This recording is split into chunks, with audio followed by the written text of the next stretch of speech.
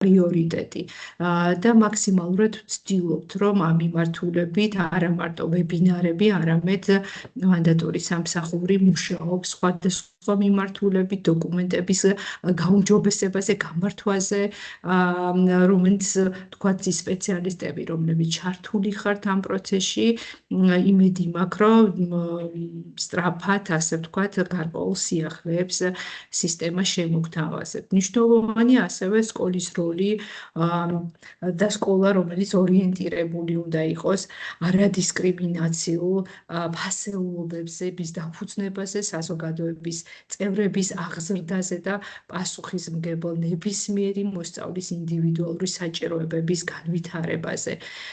ისიც ვიცით, რომ სპეციალური საგანმანათლებლო საჭიროების მქონე მოსწავლეს და ეფექტიანი და წარმატებული მუშაობა მოითხოვს ინდივიდუალურ საჭიროებაზე სწრაფ რეაგირებას, დაგეგმვასა და თანმიმდევრო, ასე ვთქვათ, გეგმის თანმიმდევრო განხორციელებას. ხშირ შემთხვევაში მოსწავლეებისთვის დასახული სასწავლო ამოცანები და მიზნები სხვადასხვა საგნობრივი მიმართულებით გულისხმობ, როგორც არის ინდივიდუალური სასწავლო გეგმა, რომელიც ეფუძნება სასკოლო სასწავლო გეგმის, ასე ვთქვათ, ნაწილია.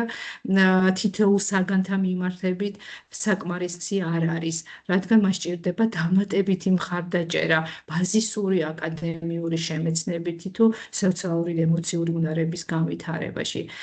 დამატებით მხარდაჭერის ნაწილში, ფუნქციონირების, ასე ვთქვათ, გაზრდის ნაწილში, ჩართულობის ნაწილში, თანამშრომლობის ნაწილში, სწორედ სპეციალური მასწავლებლის როლი, ასე ვთქვათ, იკვეთება და ძალიან მნიშვნელოვანი და ღირებულია.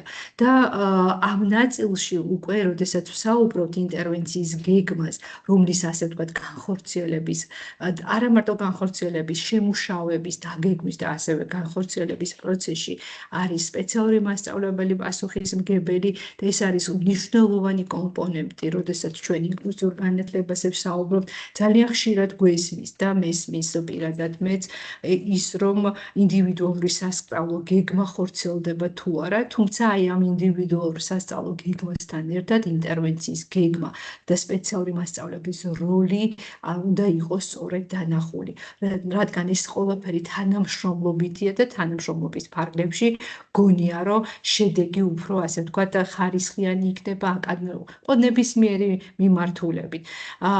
სწორედ დღევანდელი ვებინარი დაუთმეთ ინტერვენციის გეგმას, მგონია, რომ არა მარტო ვთქვათ პოლიტიკის დონეზე, არამედ პრაქტიკის დონეზეც გვექნება შესაძლებლობა ჩვენს ვებინარს, ასე ვთქვათ, ჩვენი ვებინარის მონაწილე არის არა მარტო მანდატური სამსახურიდან, ასე ვთქვათ, მენეჯერი, რომელიც პასუხისმგებელია სერვისებზე, ბაია კუბლაშვილი, რომელსაც ძალიან კარგი გამოცდილება აქვს როგორც სკოლის დონეზე, სხვადასხვა დონეზე და მას გავლილი აქვს ეს გზა და კარგად იცის და ავტორია, ასე ვთქვათ, იმ სახელმძღვანელოების, რომელსაც თითოეული თქვენგანი თუ მუშაობთ ინკლუზიური განათლების მიმართულებით იყენებთ ყოველდღიურად და ასევე რაც მნიშვნელოვანია და საინტერესო იქნება სკოლის დონეზე უშუალოდ გვეყოლება. გვყავს უფრო სწორედ ორი სტუმარი, სკოლის სპეციალური მასწავლებლები ქეთემ გოგოლაძე და ანი შარაძე, რომლებიც გაგვიზიარებენ უკვე საკუთარ გამოცდილებას ინტერვენციის გეგმასთან დაკავშირებით.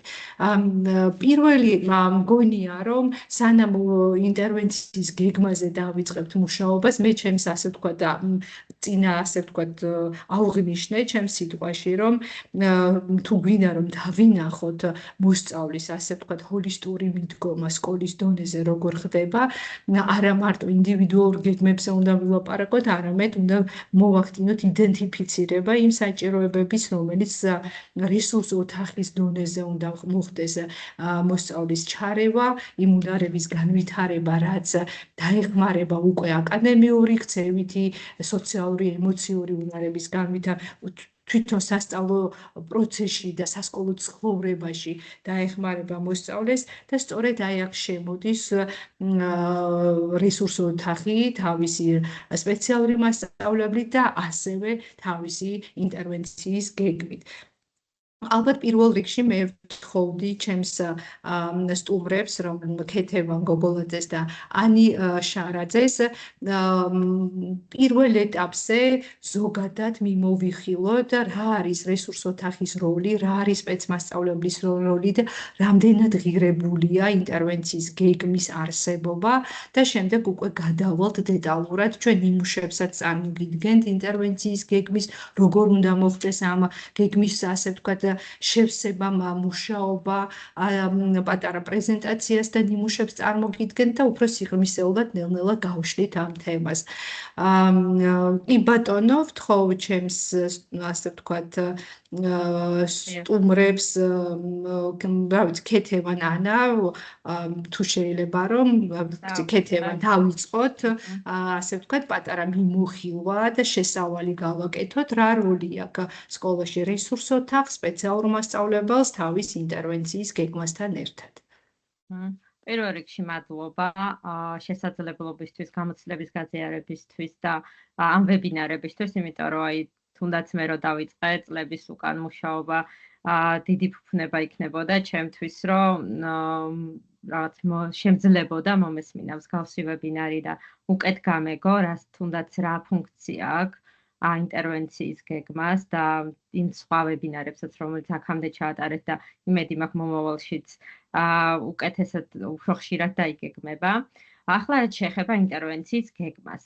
ინტერვენციის გეგმა ასე თუ ისე ყველა სპეციალისტმა იცის, რომ ეს არის დაახლოებით რესურს ოთახში მუშაობისთვის შექმნილი გეგმა და იმ კომპონენტებზე გავდივართ, რა საჭიროებებიც აქვს მოსწავლეს, რომ საჭიროებებზე ვიმუშაოთ რესურს ოთახში, თუმცა ეს განყენებული დოკუმენტი არ არის, როგორც წეღან ეკა თქვენ აღნიშნეთ. ეს არის დოკუმენტი, რომელიც სრულად მოიცავს იმ ფუნქციურ თუ მოტორულ თუ აკადემიურ თუ კოგნიტურ უნარებზე მუშაობას, რა საჭიროებებიც აქვს რეალურად სხვადასხვა საგანმანათლებლო საჭიროების მქონე მოსწავლეს.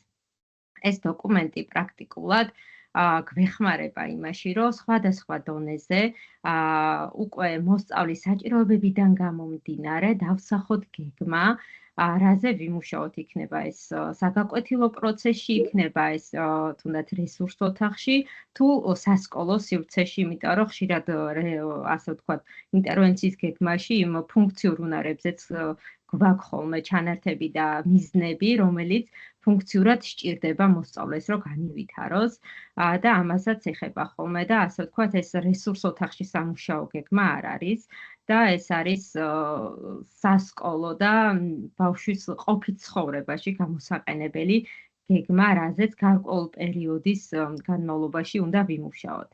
ხო, რაც შეეხება იმას, თუ პრაქტიკაში როგორ ვიყენებთ ამ ყველაფერს, ზოგადად ძალიან მნიშვნელოვანია, რომ იმ კომპონენტს შევეხოთ, რომ ეს არ არის, რა თქმა უნდა, მხოლოდ ერთ სივრცეში გამოსაყენებელი და მნიშვნელოვანია, რომ კომუნიკაცია გქონდეს სხვადასხვა გეგმის საშუალებით, ეს იქნება მშობელი, საგნის მასწავლებელი, დამრიგებელი თუ სხვადასხვა პირი, რომელიც ბავშვთან კომუნიკაციაში იღებს მონაწილეობას სასკოლო სივრცეში. და ზუსტად ეს გვეხმარება ხოლმე, რომ ეს ინტერვენციის გეგმაში გაწერილი მიზნებით, კომუნიკაციის საშუალებით გავდივართ მიზნებზე სხვადასხვა სექტორთან, სასკოლო გარემოა, საგნობრივი გეგმებია თუ ასე შემდეგ.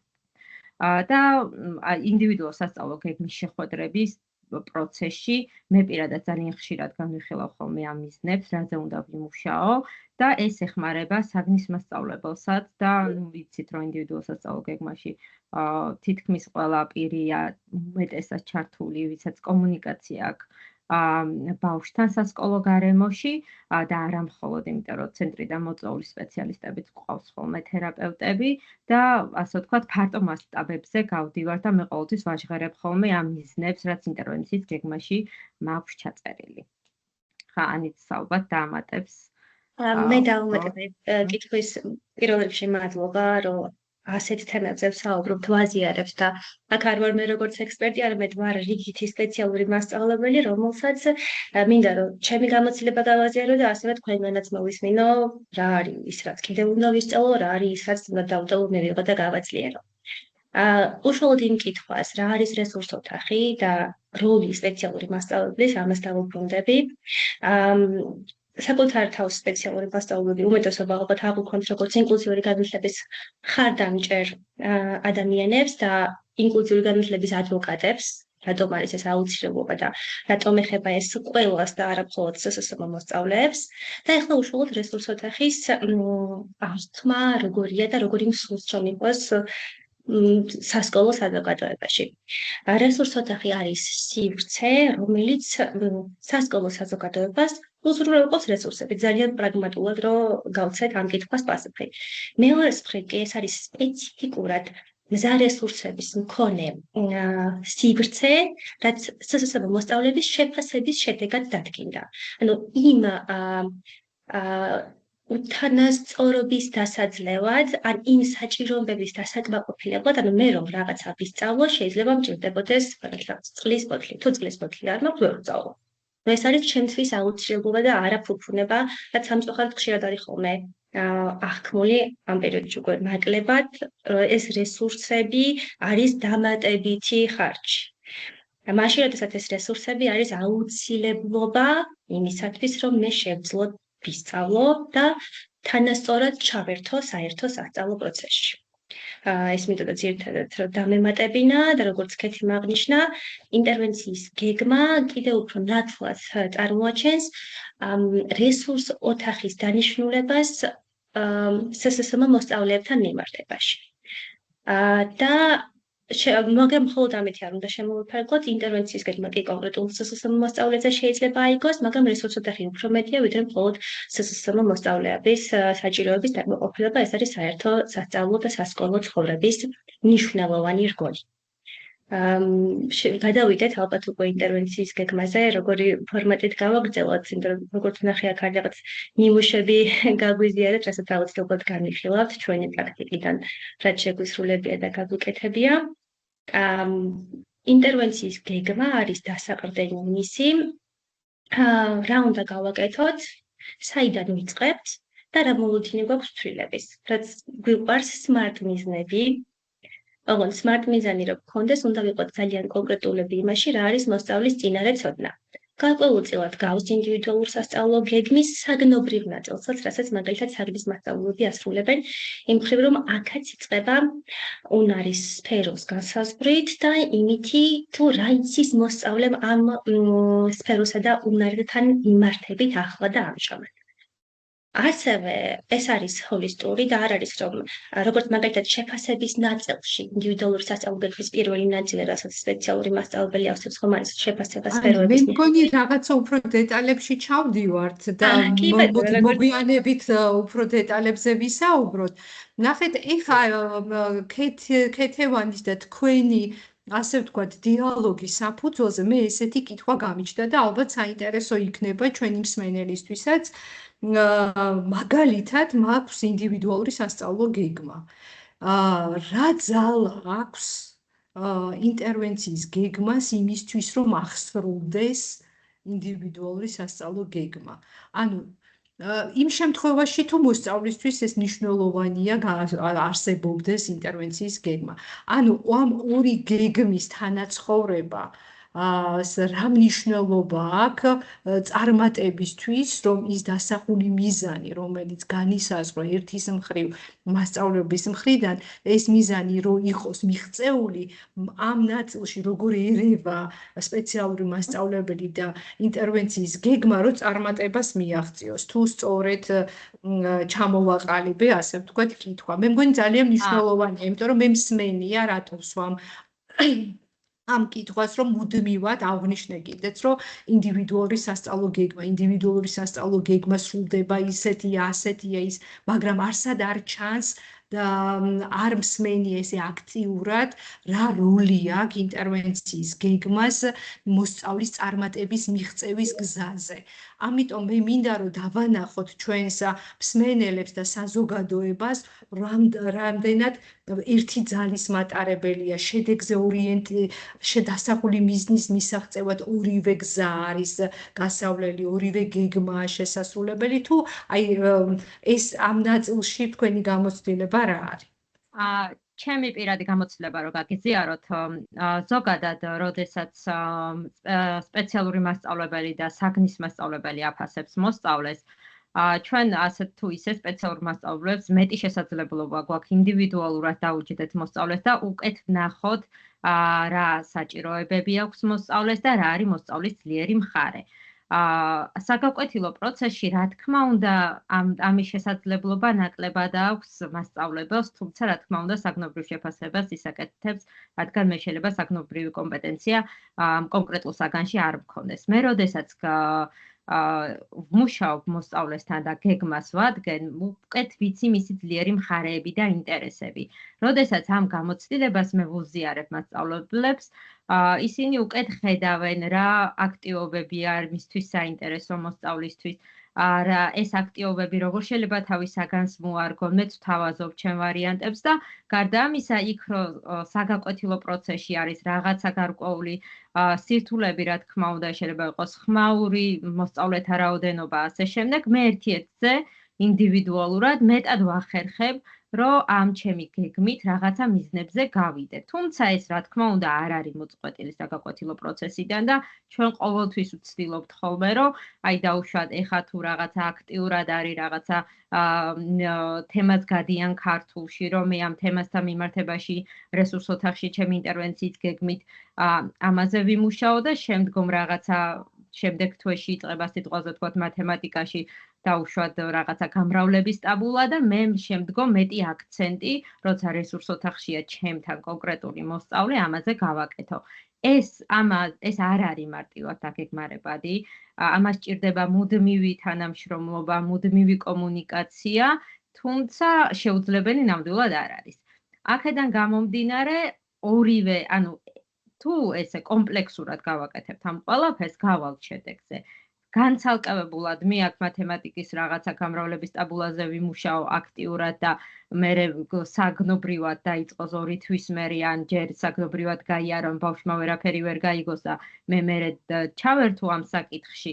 რა თქმა უნდა, ეს თანხwebdriverში არ არის, იმიტომ რომ ამ უნარების გენერალიზება თუ არ მოხდა სხვადასხვა სივრცეში და აქ მნიშვნელოვანი არ დაგვავიწყდეს მშობლის როლი, იმიტომ რომ აქ ინტერვენციის გეგმაში შემდგომ გადავართ ამ საკითხზე, რომ მშობლისთვის შეთავაზებადი აქტივობებით გვაქვს. რომ ეს განყენებულად თუ მოხდა, შედეგზე რა თქმა უნდა ისე ოპტიმალურად ვერ გავალთ, როგორც საჭიროა. მეც დავამატებ თუ შეიძლება. აი ბაზისურ ნაწილს, რატომ არის ამ ორი გეგმის ურთიერთთან არსებობა აუცილებელი, ასევე იმასაც ვიტყვი, რომ ადრე შეიძლება ამ ფორმით ინტერვენციის გეგმა არ გქონდა და ეს არეკომენდაციო ბანკი არ იყო. თუმცა ეს იმას არ ნიშნავს, რომ ინტერვენციის გეგმა არ არსებობდა და სპეციალური მასწავლებელი ამ უნარებზე საგნის მასწავლებელთან ერთად არ მუშაობდა. ახლაც ეს არის არეკომენდაციო ფორმა, მთავარია ჩვენ გვესმოდეს, რას ვაკეთებთ და რისთვის ვაკეთებთ, ასევე საიდან ვიწყებთ. რაც შეეხება იმას, რატომ ორივე ერთად და არა ცალ-ცალკე განხილული, უშუალოდ სწავლის სპეციფიკა რომ გავიაზროთ, ჩვენი აღმასრულებელი ფუნქციები გვეხმარება შემდგომ იმაში, რომ გადავიდეთ აკადემიური უნარების გაწელში, ვთქვათ, იმისათვის, რომ მე ავითვლისო კითხვა, მანამდე უნდა მქონდეს ცალკეული უნარების მზაობა. ეს როცა ვამბობთ ჩვენ კოგნიტურ უნარებს, ეს არ არის უბრალოდ, რომ რა ვიცი, მე მაგალითად ორი ფიგურის ერთმანეთისგან გარჩევა მინდა რომ ვასწავლო. რაში მიჭირდება მათ შორის განსხვავებების შემჩნევა? იმისათვის, რომ მაგალითად მე ასობგერების დისკრიმინაცია შევძლო მათი დასახელება და დავიწყო კითხვის პროცესი. თუ კოგნიტური უნარები არ არის გაცნობილი რა არის ბავშვის შემთხვევაში, როგორია მისი პროფილი, რისი ცოდნაც ვერ და არ ექნება საგნის მასწავლებელს, ისევე როგორც სპეციალურ მასწავლებელს არ ეცოდინება ის დეტალები საგანთან მიმართებით, რაც საგნის მასწავლებლის კომპეტენცია, ამ ორის გაერთიანებით, ამ ინფორმაციის გაერთიანებით როგორც ვიღებთ იმას, რომ ეს კოგნიტური ფუნქციები, ასევე მაგალითად თვითრეგულაციის ნაწილი ან სოციალურ-ემოციური სფერო რო დავასახელოთ, რაშიც არ არის ვალდებული საგნის მასწავლებელი, რომ იყოს გაწაფული. ვერც შეძლებს ამ უნარების ისე შეფასებას, როგორც მაგალითად სპეციალური მასწავლებელი, თუნდაც ერთ-ერთზე რომ დაუჭდეს, არ არის მხოლოდ ის სირთულე, რომ კლასში 30 მოსწავლეა და ერთთან შეიძლება ვერ შეაფასოს.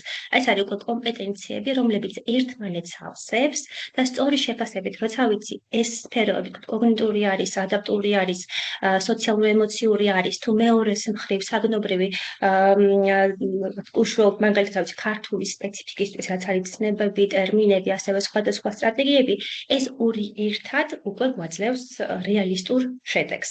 და ასევე მოლოდინებსაც გვანახებს, როცა ვიცი, რომ მაგალითად მოსწავლის ხანმოკლე მეხსიერება არის სამი ერთეული, არ მოვთხოვ ქართულში, რომ რაღაცა ფხისყაოსანი გაინეუროს, როცა მე ამ წინადადებებს ვაწვდი. მოლოდინებსაც განგვისაზღვრავს, გვიადვილებს ამ ფორმას და ასევე მოკლედ ეს თანამშრომლობა არის აუცილებელი და არა ის, რომ რაღაცა მოდი ესე გავაკეთოთ. აუცილებელია საბოლოო შედეგზე გასასვლელად. კი ბატონო. ძალიან დიდი მადლობა. მადლობა. მე მგონი, ხო, რაღაცა პატარა, ასე ვთქვათ, წარმოდგენები შევქმენით ინტერვენციის გეგმასა და რესურს ოთახსაც შევეხეთ. მე მინდა ბაია კუბლაშს უსთხოვო, კიდევ ერთხელ ვიტყვი, რომ ბაია არის ინკლუზიური განათლების მხარდამჭერი მომსახურებისა და რესურსების განვითარების მენეჯერი მანდატური სამსახურში და აღვნიშნე, რომ ბაიას აქვს ძალიან კარგი გამოცდილება, არა მარტო პრაქტიკული, არამედ მისი ასე ვთქვათ გზამკვლევების შემუშავების, თუნდაც სპეციალური მასწავლებლების პორტფოლიოს შემუშავებაში აქვს მონაწილეობა მიღებული ინდივიდუალური სასწავლო გეგმის დოკუმენტში და ასე შემდეგ და ვთხოვ ბაიას, რომ უფრო დეტალურად აგვიხსნას ინტერვენციის გეგმასთან დაკავშირებით პროცედურები და გვაჩვენოს ნიმუში თუ როგორ გამოიყურება ინტერვენციის გეგმის გეგმა.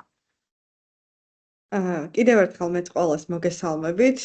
ძალიან დიდი მადლობა წარდგენისთვის და საინტერესო დიალოგისთვის და საინტერესო აქცენტებისთვის, რომელიც გაკეთდა, იმიტომ რომ ალბათ ჩვენი მონაწილეებისთვის ძალიან მნიშვნელოვანია, რომ პრაქტიკიდან და ველიდან ისმენდნენ იმ ყველაფერს, თუ რა მნიშვნელობა აქვს, რა მიზანს ატარებს, როგორ გავდივართ შედეგზე და ასე შემდეგ და არა მხოლოდ თეორიული ჩარჩოებიდან.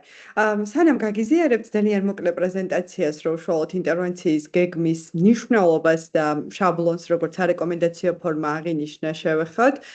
მინდა აღვნიშნო, რომ აი ახსენა, რომ შეიძლება ადრე არ არსებობდა ფორმა, მაგრამ ინტერვენციის გეგმა სპეციალური მასწავლებლის საწარმოებელი ერთ-ერთი დოკუმენტი ყოველთვის იყო, იმიტომ რომ ყოველთვის უწევდა არა მხოლოდ სპეციალურ მასწავლებელს, ალბათ ესეც უნდა აღვნიშნოთ, ინკლუზიურ განათლებაში ჩართულ სხვა სპეციალისტი, იქნება ეს ფსიქოლოგი, იქნება ენისა და მეტყველების სპეციალისტი თუ სხვა, რომელიც ბავშვთან მუშაობს, ქონოდა მისი მიზნები, რაზე იმუშავებდა, ამ მიზნების მიღწევისთვის რა აქტივობებს გამოიყენებდა და ასე შემდეგ დოკუმენტირებული. ყველაფერმა იმან რომ რაღაცა მაინც მნიშვნელოვანი და რეკომენდებული იქნებოდა, რომ ქონოდა ყველაფერს გარკვეული ჩარჩო, რაც ერთი მხრივ მინიშნება იქნებოდა სპეციალისტებისთვის სადრა ტიპის ინფორმაცია შეეტანათ, მეორე მხრივ კი რასაც ვფიქრობთ ჩვენ და ვგეგმავთ, რომ გავაკეთებთ, ყოფილიყო დეკლარირებული და დააყენა ის საჭიროება, რომ შექმნილიყო შესაბამისი ფორმა და აი ახსენა პორტფოლიო ეკამ და ასე შემდეგ და აუცილებლად ალბათ ისიც უნდა აღვნიშნოთ, რომ ეს დოკუმენტები მომზადდა მასწავლებლის სახლის ჩვენი კოლეგასიპის მასწავლებელთა პროფესიული განვითარების ეროვნული ცენტრის მხარდაჭერით გაიარა ამ პროცესმა პილოტირება და მხოლოდ თეორიულ დონეზე არ შემუშავებულა. უზრუნველყო მასწავლებლის სახლმა ის რომ მომხდარიყო პორტფოლიოს პილოტირება, რომლის ერთ-ერთი მნიშვნელოვანი და ყველაზე მსხვილი ნაწილი სწორედ ინტერვენციის გეგმა და სწორედ ამ პილოტირების შედეგად ჩაშენდა ინტერვენციის გეგმა ინდივიდუალური სასწავლო გეგმის როგორც მთლიანი და დიდი დოკუმენტის ერთ-ერთ ნაწილად.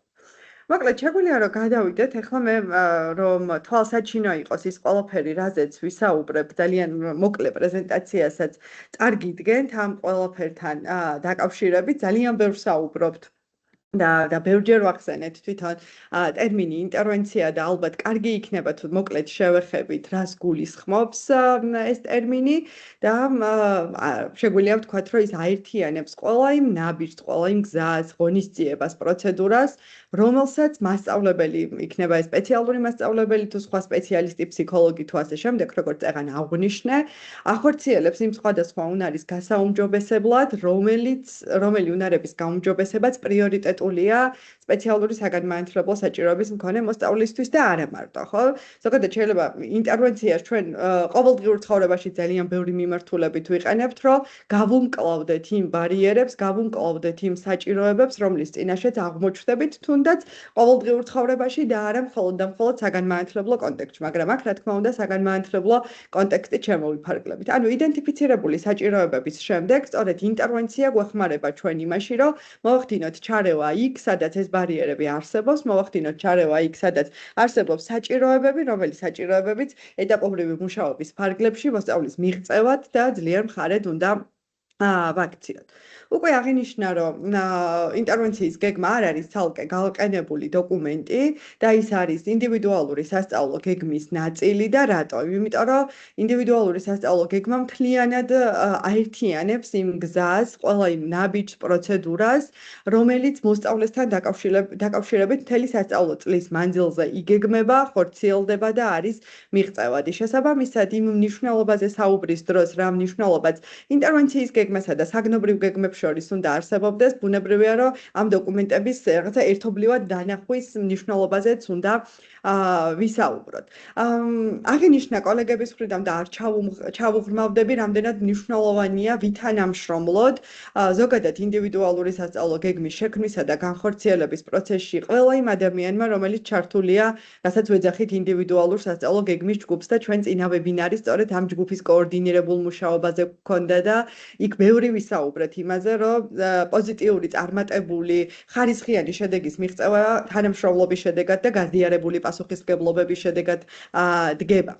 მოკლედ რომ მივუახლოვდეთ ამ ყველაფერს, აი ეს ფაზლი, რომელიც ახლა ეკრანზეა წარმოდგენილი, გრავს ყველა იმ კომპონენტს, რომელიც ინდივიდუალურ სასწავლო გეგმაში არის წარმოდგენილი. ზოგადი ნაწილი შეფასება, ამ შეფასებაში იგულისხმება მოსწავლის ძლიერი მხარეებისა და საჭიროებების აღწერა ყველა იმ სფეროს და უნარის მიხედვით, რომელზეც სპეციალური მასწავლებლები მუშაობენ, იქნება ეს აკადემიური სფერო, შემეცნებითი, კომუნიკაცია ენამეტყველების, სოციალურ-ემოციური, მოტორული, ადაპტური და რაც მთავარია ინტერესების გამოკვეთის ნაწილი. ასევე გვაქვს მესამე კომპონენტი საგნობრივი გეგმების სახით და რაც თქმა უნდა ინტერვენციის გეგმა.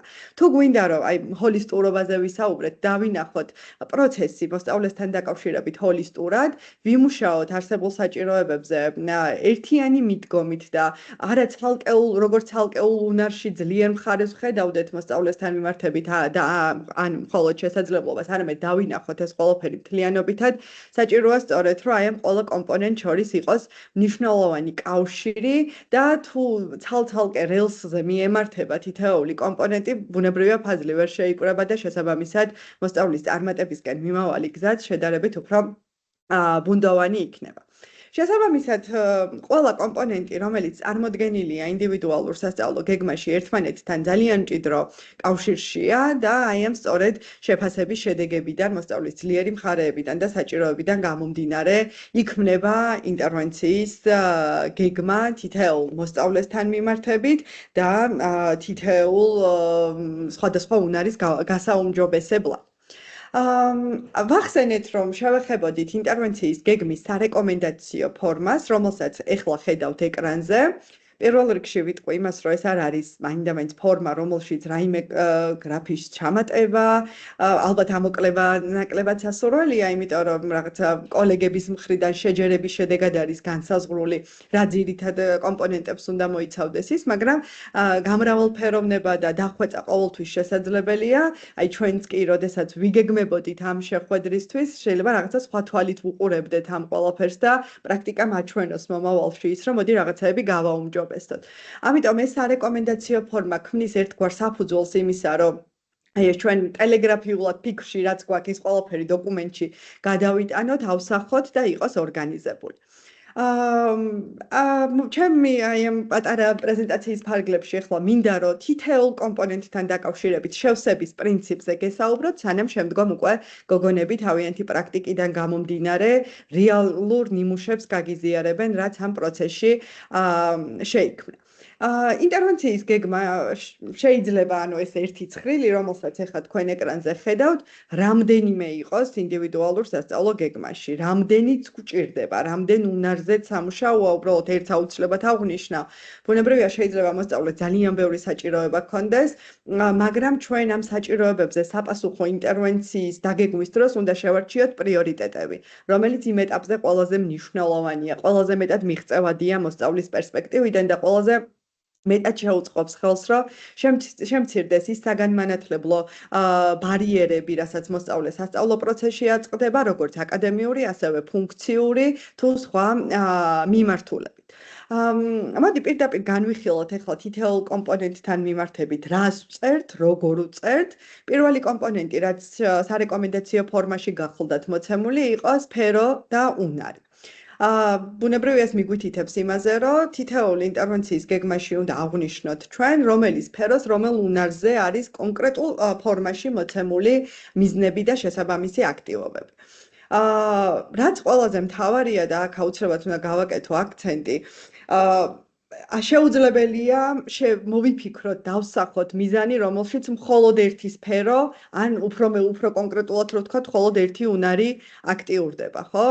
საუბრობდნენ ჩვენი კოლეგები იმაზე, რომ მაგალითად კოგნიტური სფერო ძალიან მნიშვნელოვან გავლენას ახდენს იმაზე, თუ რა აკადემიური შესრულების დემონსტრირება და გამოვლენა შეუძლია მოსწავლეს საგნობრივ დონეზე. შესაბამისად, აი ამ სფეროსა და უნარში და შემდეგ ნიმუშებშიც წარმოგიდგენთ, ძალიან მნიშვნელოვანია, რომ გამოვაჩინოთ, როგორ თანაკვეთაში შეიძლება იყოს ერთ მიზანზე მუშაობის დროს სხვადასხვა სფერო და სხვადასხვა უნარი ერთმანეთთან. მაგალითად, როდესაც მუშაობ აკადემიური უნარით ხრობის განვითარებაზე, როგორ შემიძლია იქ პარალელურად ექსპრესიული ენის განვითარებაზე ვიმუშაო. როცა ვმუშაობ წერის უნარის განვითარებაზე, როგორ შემოდის იქ ნატიფი მოტორული უნარი. შეუძლებელია განყენებულად ვიმუშაოთ კოგნიტური სფეროდან ყურადღების უნარის განვითარებაზე და მეხსიერების უნარზე, თუ ის რომელიმე სფეროსთან კავშირში სხვადასხვა აქტივობის შესრულების დროს არ იქნება ჩართული და ასე შემდეგ. მეორე მნიშვნელოვანი კომპონენტი ინტერვენციის გეგმაში ეს არის წინარე ცოდნა.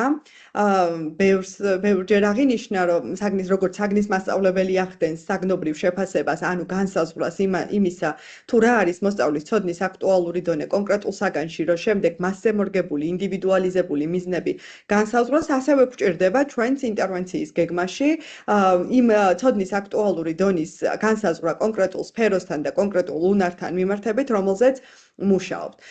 იმ შეფასების შედეგებიდან გამომდინარე, რომელსაც თქვენ ყოველი სასწავლო წლის დასაწყისში ახორციელებთ და შემდეგ ანახლებთ ხოლმე სხვადასხვა უნარზე, რომ მოიპოვებთ ინფორმაციას, რა არის მოსწავლის ძლიერი მხარე და საჭიროება, მნიშვნელოვანია, რომ აი ამ წინარე ცოდნის საწყის უნართან მიმართებით გამოვაჩინოთ, რა არის იმ დასახული მიზნის მისაღწევის საწყისი უნარი, ანუ ამჟამინდელი მოცემულობა, ამჟამინდელი ცოდნა მოსწავლისა, რასაც ვაფუძნებთ ჩვენ შემდეგ, რაც უნდა ისწავლოს მან, იმიტომ რომ ჩვენ ვიცით, რომ თუ მოსწავლეს წინარე ცოდნა არ აქვს კონსტრუქტივისტულ პრინციპებზეა ორიენტირებული ჩვენი სასწავლო გეგმები და პროცესი ზოგადად და ვიცით, რომ თუ რაღაცა არარეალისტურ მიზანს შემოვიტანთ, რომელიც მოსწავლის განვითარების ზონებს მიღმა ძალიან შორს არის, ის მისთვის სტრესული იქნება და ბუნებრივია ვერ დაინახავს მისაღწევ გზას. ამიტომ წინარე ცოდნის განსაზღვრა, ანუ ცოდნის აქტუალური დონის შეფასება გვჭირდება ზუსტად იმიტომ, რომ შევთავაზოთ მოსწავლეს მიზნები, რომელიც შემდეგ უკვე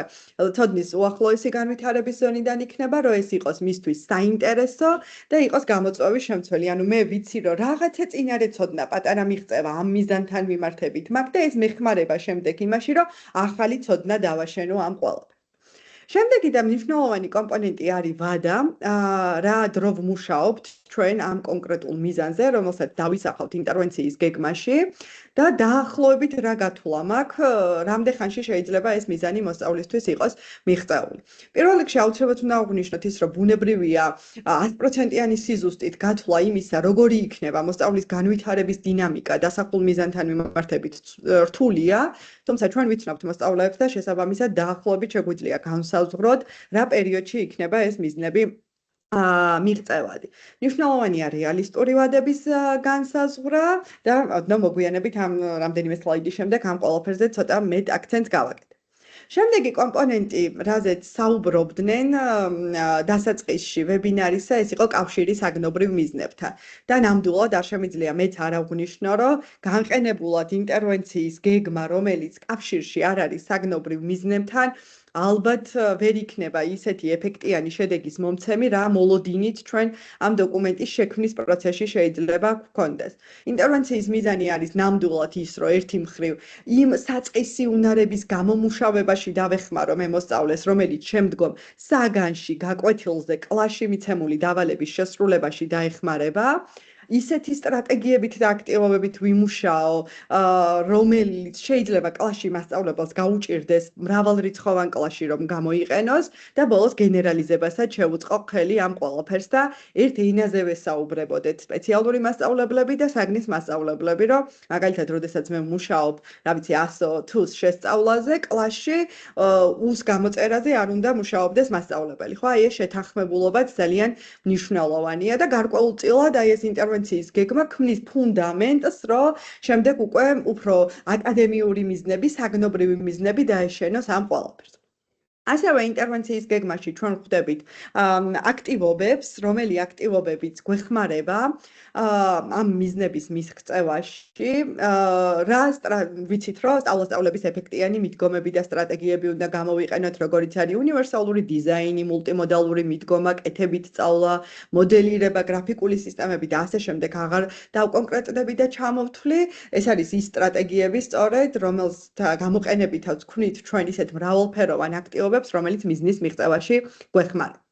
შემდეგი კომპონენტი ეს არის მასალა და რესურსი, ის მასალა და რესურსი, რომელსაც ამ კონკრეტული აქტივობის განხორციელების პროცესში გამოვიყენებთ. ეს შეიძლება იყოს დაწყებული, რა ვიცი, YouTube-ის ბმული კონკრეტულ ვიდეოს რო ვაყურებინებ განსახილველად, სხვადასხვა სამუშაო ფურცელი, ბარათები, არ ვიცი, სხვადასხვა საგანმანათლებლო და განმავითარებელი რესურსი, რაც რა ვიცი, ფანქარი და კალამიც კი, რომელსაც ვიყენებთ ჩვენ და ნიმუშებში ეს ყველაფერი უფრო კარგად გამოჩნდება. ბოლო ორი კომპონენტი, რომელიც წარმოდგენილია ინტერვენციის გეგმაში, ეს არის ერთი სამეცადინო სივრცე და აღინიშნა კიდეც ჩვენი პრაქტიკოსი ველზე მყოფი უბრალოდ სპეციალური მასწავლებლებისგან, რომ ერთადერთი სივრცე, სადაც შეიძლება ინტერვენციის გეგმის ფარგლებში და განსაზღვრულ მიზნებზე და შესაბამის აქტივობებზე ვიმუშაოთ, არ არის რესურს ოთახი, თუმცა ერთ-ერთი ყველაზე ხშირად გამოყენებადი სივრცეა, სწორედ ამიტომ აი ამ ველის გაჩენით თავის დროზე, როდესაც ამ ფორმაზე ვმუშაობდით, ვეცადეთ შემოგვეტანა პრეცედენტი, რომ ამ მიზნებზე არ ვმუშაობთ მხოლოდ რესურს ოთახში. შეიძლება ვმუშაობდე დერეფანში, კლასშიც, საპირფარეშოშიც კი, როდესაც ფუნქციური უნარების განვითარებაზე ვმუშაობ სპორტ დარბაზში და აი ვებინარზე შემოსვლამდე, როდესაც ჩვენი სპეციალური მასწავლებლების ნიმუშებს გადავხედე, ძალიან კარგად ჩანდა იმდენი სივრცე იყო შემოტანილი, რომ ეს ველი დავწმუნდი, რომ ესე იგი თავის მნიშვნელობას ამართლებს და ასე შემდეგ. ბოლო კომპონენტი, რომელიც ინტერვენციის გეგმაში არის მოცემული, ეს არის მშობლის და მასწავლებლის თანამონაწილეობა. როდესაც საუბრობთ იმაზე, რომ თავარია უნარი, რომელზეც მუშაობთ, გენერალიზდეს, ჯერ ერთი გარემოდან სკოლისავე სხვა გარემოში განხორციელდეს, შემდეგ უკვე სკოლას გაცდეს, ქუჩაში, სახლში ან ნებისმიერ სოციალურ სიტუაციაში გამოავლინოს მოსწავლემ.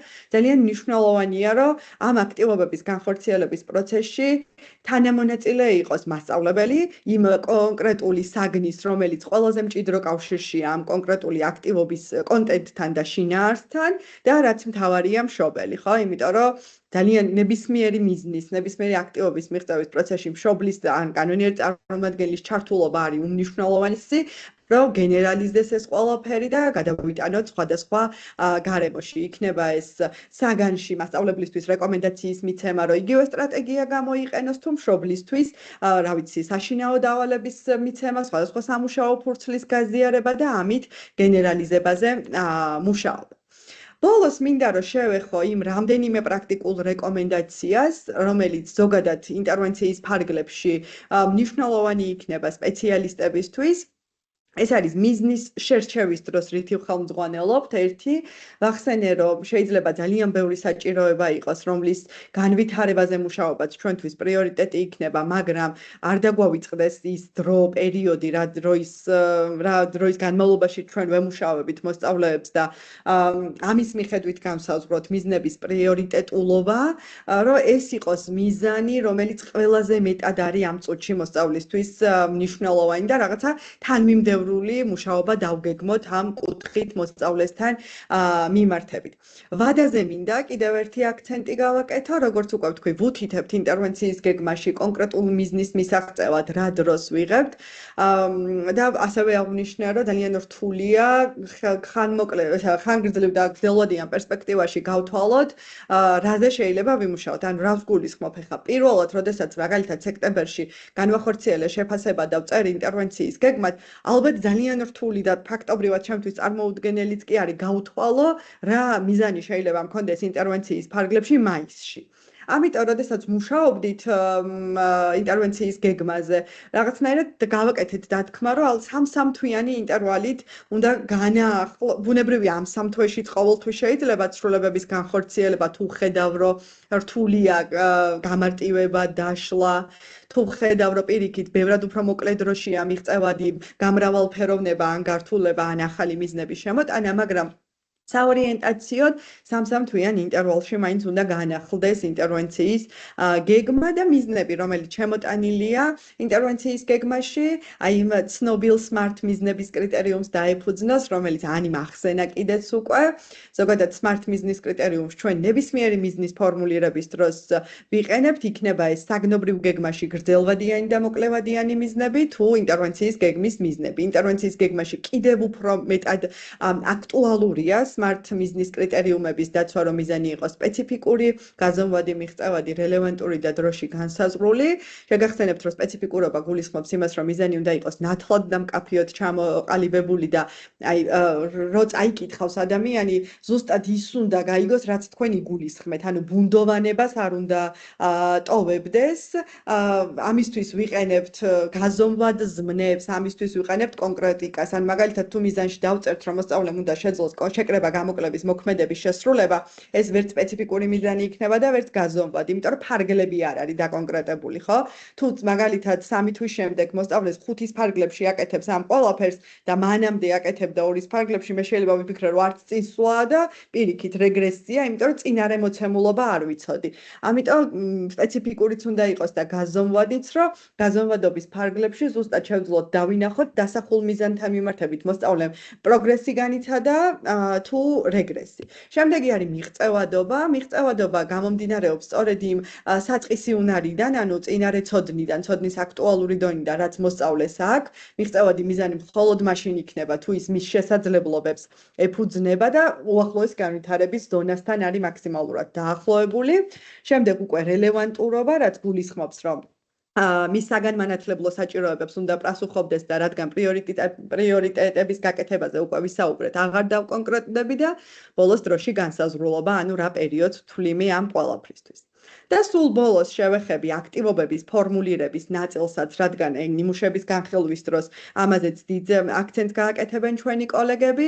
მნიშვნელოვანია, რომ აქტივობა იყოს ძალიან მკაფიოდ, კონკრეტულად ფორმულირებული, რომ მშობელი რო წაიკითხავს, მან შეძლოს ამ აქტივობის განხორციელება სახლში თუ სხვა გარემოში, მასწავლებელი რო წაიკითხავს, ასევე შეძლოს მისი განხორციელება საკლასო კონტექსტში არ უწერთ ყველა აქტივობას, რა თქმა უნდა, რასაც გამოვიყენებთ, იმიტომ რომ ეს არის როგორც ცოცხალი ორგანიზმი, ისეთივეა მუშაობის პროცესიც, იქვე ინსპირაციას მნიშვნელოვნად ეფუძნება, ამიტომ უნდა იყოს მოცემული კონკრეტული აქტივობები, რომლითაც ჩანს გზა, როგორ მუშაობთ და შემდეგ უკვე ამ ყველაფერს ვიყენებთ პროცესში.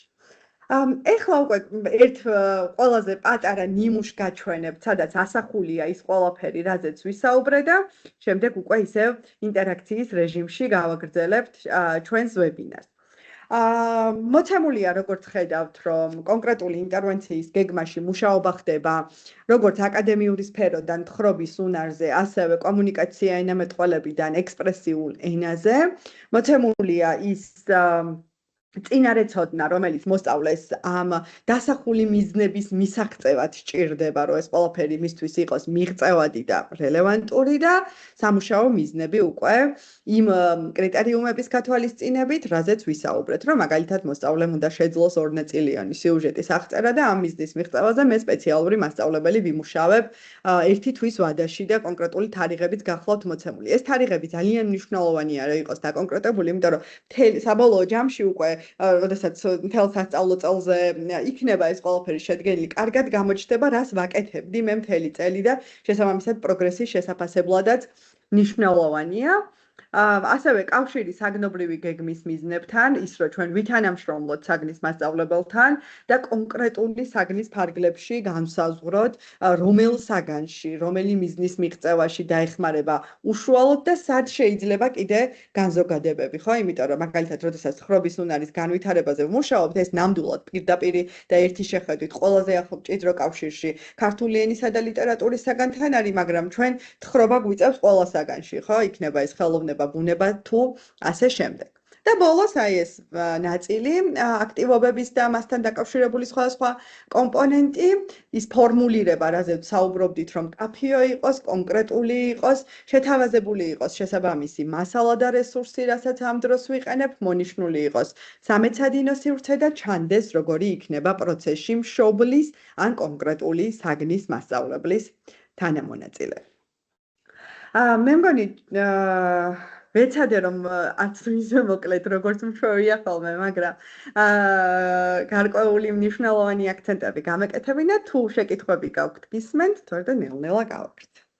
ხوارჯობია, ძალიან დიდი მადლობა ბაია, იმიტომ რომ ძალიან დეტალური იყო, მე მგონი მე ესე მგონია ის ინფორმაცია, რომელიც გაგვიზიარე, დეტალურად აღწერეთ ყველა ნაბიჯი და რა ვიცი, მე მგონი კითხვაც გაჩნდა, უბრალოდ გავაჟღერებ, ეხლა შეგვიძლია ბოლოს გავცეთ პასუხი, რომ ეს ვთქვათ, რამდენად შესაძლებელია, რომ ეს რესურსები აქ გაზიარდეს აი ამ ჩატში და იმ დამსწრე, ასე ვთქვათ, ჩვენი ვებინარის მონაწილეებისთვის გახდეს ხელმისაწვდომი. თუმცა თავისუფლად შეიძლება ამას გეტყვით, სანდევს ეს რესურსები და უფრო ცლად დეტალურად გზამკვლევით შეგიძლიათ გაეცნოთ და გამოიყენოთ ის ნიმუშები, რომელიც ვთქვათ მოცემულია გზამკვლევში. ეს არის შემიძლია აქვეც, მოდი დავწეროთ ის ვებგვერდი, ეს არის G, რომელიც სადაც ჩემთვის არის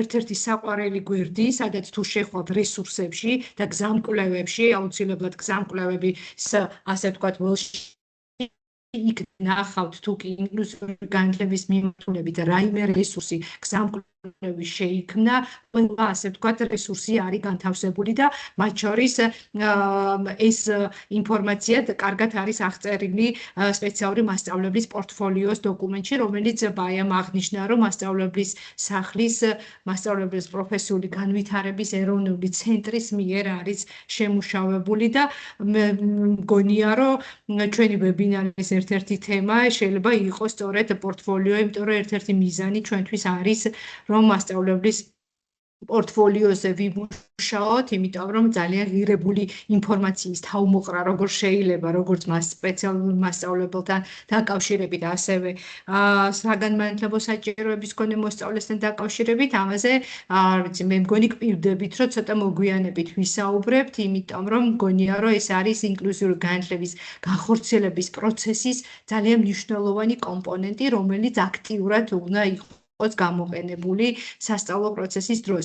ამაზე აღარ გავჩერდები, აღვნიშნე ერთ-ერთ შეკითხვას ფაქტიურად გავიცით პასუხი, პრიორიტეტიც დავსახეთ და გაგიზიარეთ ჩვენი ერთ-ერთი მიზანი, რაც არის სამომავლოდ და ამ მიმართულებით გვირდებით კიდე უფრო მეტს რესურს დავხარჯავთ და შრომას ჩავდებთ იმისთვის, რომ ვისაუბროთ, როგორც აღვნიშნეთ, განათლების ხარისხზე და იმ პროცესებზე, მე მგონია, რომ ძალიან მნიშვნელოვანია სწორედ იყოს დანახული პროცესები, როდესაც ინდივიდუალურ გეგმაზე, ინტერვენციის გეგმის განხორციელებაზე და აქ შემოდის ასევე ვიტყვი იმასაც, რომ როლი სკოლის ადმინისტრაციის, როლი, ასე ვთქვათ, თითოეული მასწავლებლის და სწორედ ძალიან ბევრ ფაქტორებზეა დამოკიდებული, თუ როგორ შესრულდება თითოეული გეგმა და ვთქვათ, რა დროს დაუთმობთ და რა რესურსებს გამოვიყენებთ იმისთვის, რომ თითოეული მოსწავლის, ასე ვთქვათ,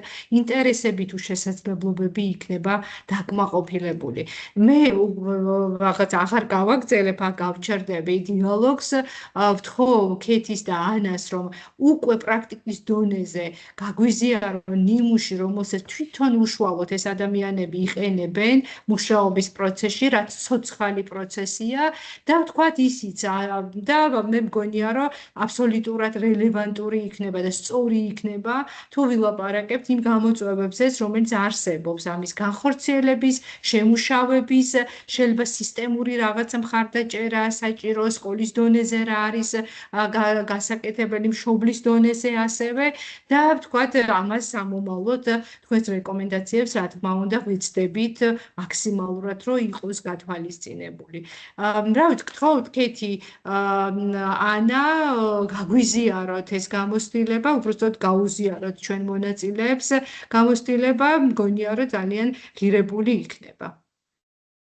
ტექნიკურად რომ მარტივად წარმართოთ მე გავაზიარებ და მოკლედ ქეთი წარმოდგენილია თქვენი ერთ-ერთი ინტერვენციის გეგმა ახლა ეკრანზე და რომ გაგვიზიაროთ თქვენი გამოცდილება ამასთან. ზოგადად მინდა რომ ერთი პატარა შესავალი გავაკეთო დოკუმენტების წარმოებასთან დაკავშირებით, იმიტომ რომ ზოგადად დოკუმენტების წარმოება არ არის მარტივი პროცესი და ხშირად ვაწყდებით ხოლმე სირთულეებს, იმიტომ რომ ასე ვთქვათ, ძალიან ბევრი ადამიანი ფიქრობს იმას, რომ ზედმეტი ძალისხმევა და დიდ რესურსს მოითხოვ თითოეული დოკუმენტის შექმნა, თუმცა ეს დოკუმენტები პროცესში გარდა იმისა, რომ ძალიან კარგად გვეხმარება, საიდან დავიწყოთ, რაც გავდივართ და სად მივავალთ ბოლომდე ამ პროცესის დანახვაში ძალიან კარგად გვეხმარება, რომ აი ის სიამოვნება, რაც ამ ხნის განმავლობაში გავიარეთ, აი თუნდაც აქ პირველი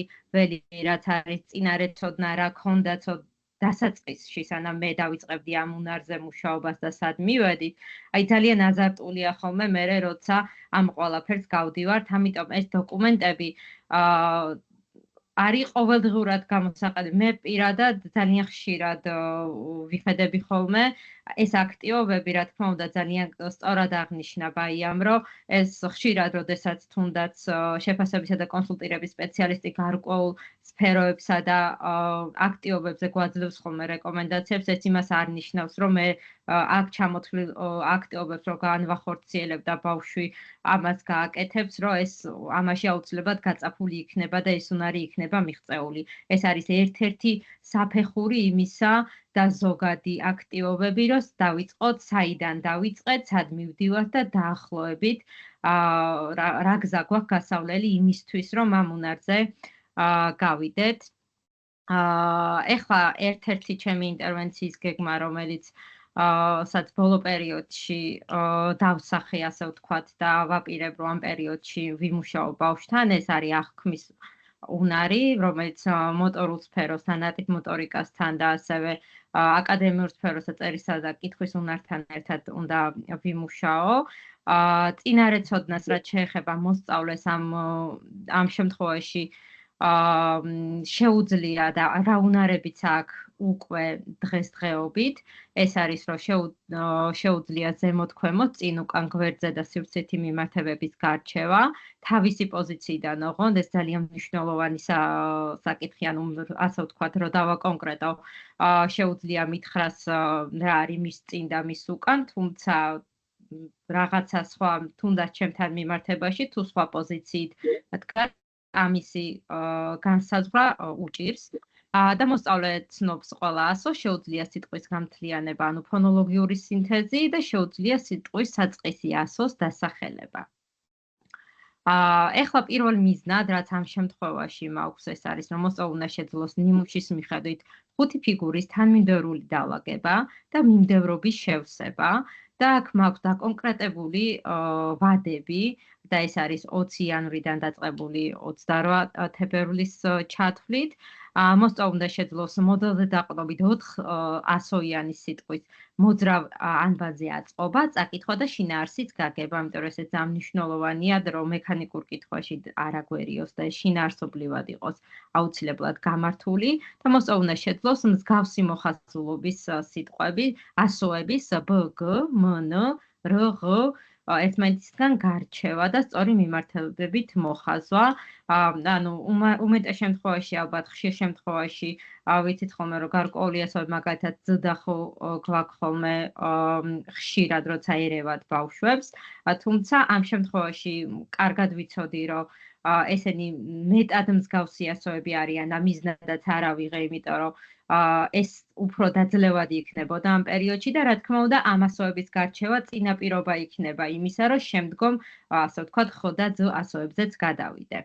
ახლა რაც შეეხება კავშირს საგნობრივ გეგმასთან, რომელზედაც ყველა დეტალურად ვისაუბრეთ და ყველამ შევეხეთ, რომ ეს არ ყოფილიყო განყენებული და ეს არ არის მხოლოდ რესურს ოთახში, ასე ვთქვათ, სამუშაო და აქ გვაქვს, რომ ეს არის ქართული ენისა და ლიტერატურის საგანთან, სიტყვა წინადადება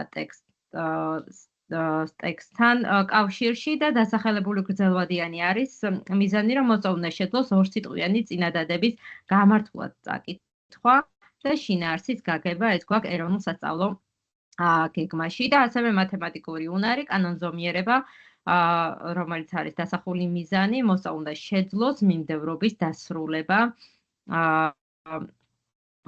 დასრულებაში ამ მიღწევასთან. ვაია, ცოტა რომ ჩამოვსკროლო, რომ აქტივობებზეც გადავიდე და მიზნებზე რა რამდენიმე სარეკომენდაციო აქტივობა განვიხილოთ, მხოლოდ ყველა დროის ლიმიტის გათვალისწინებით, რომ არ გამოდის აქცენტი.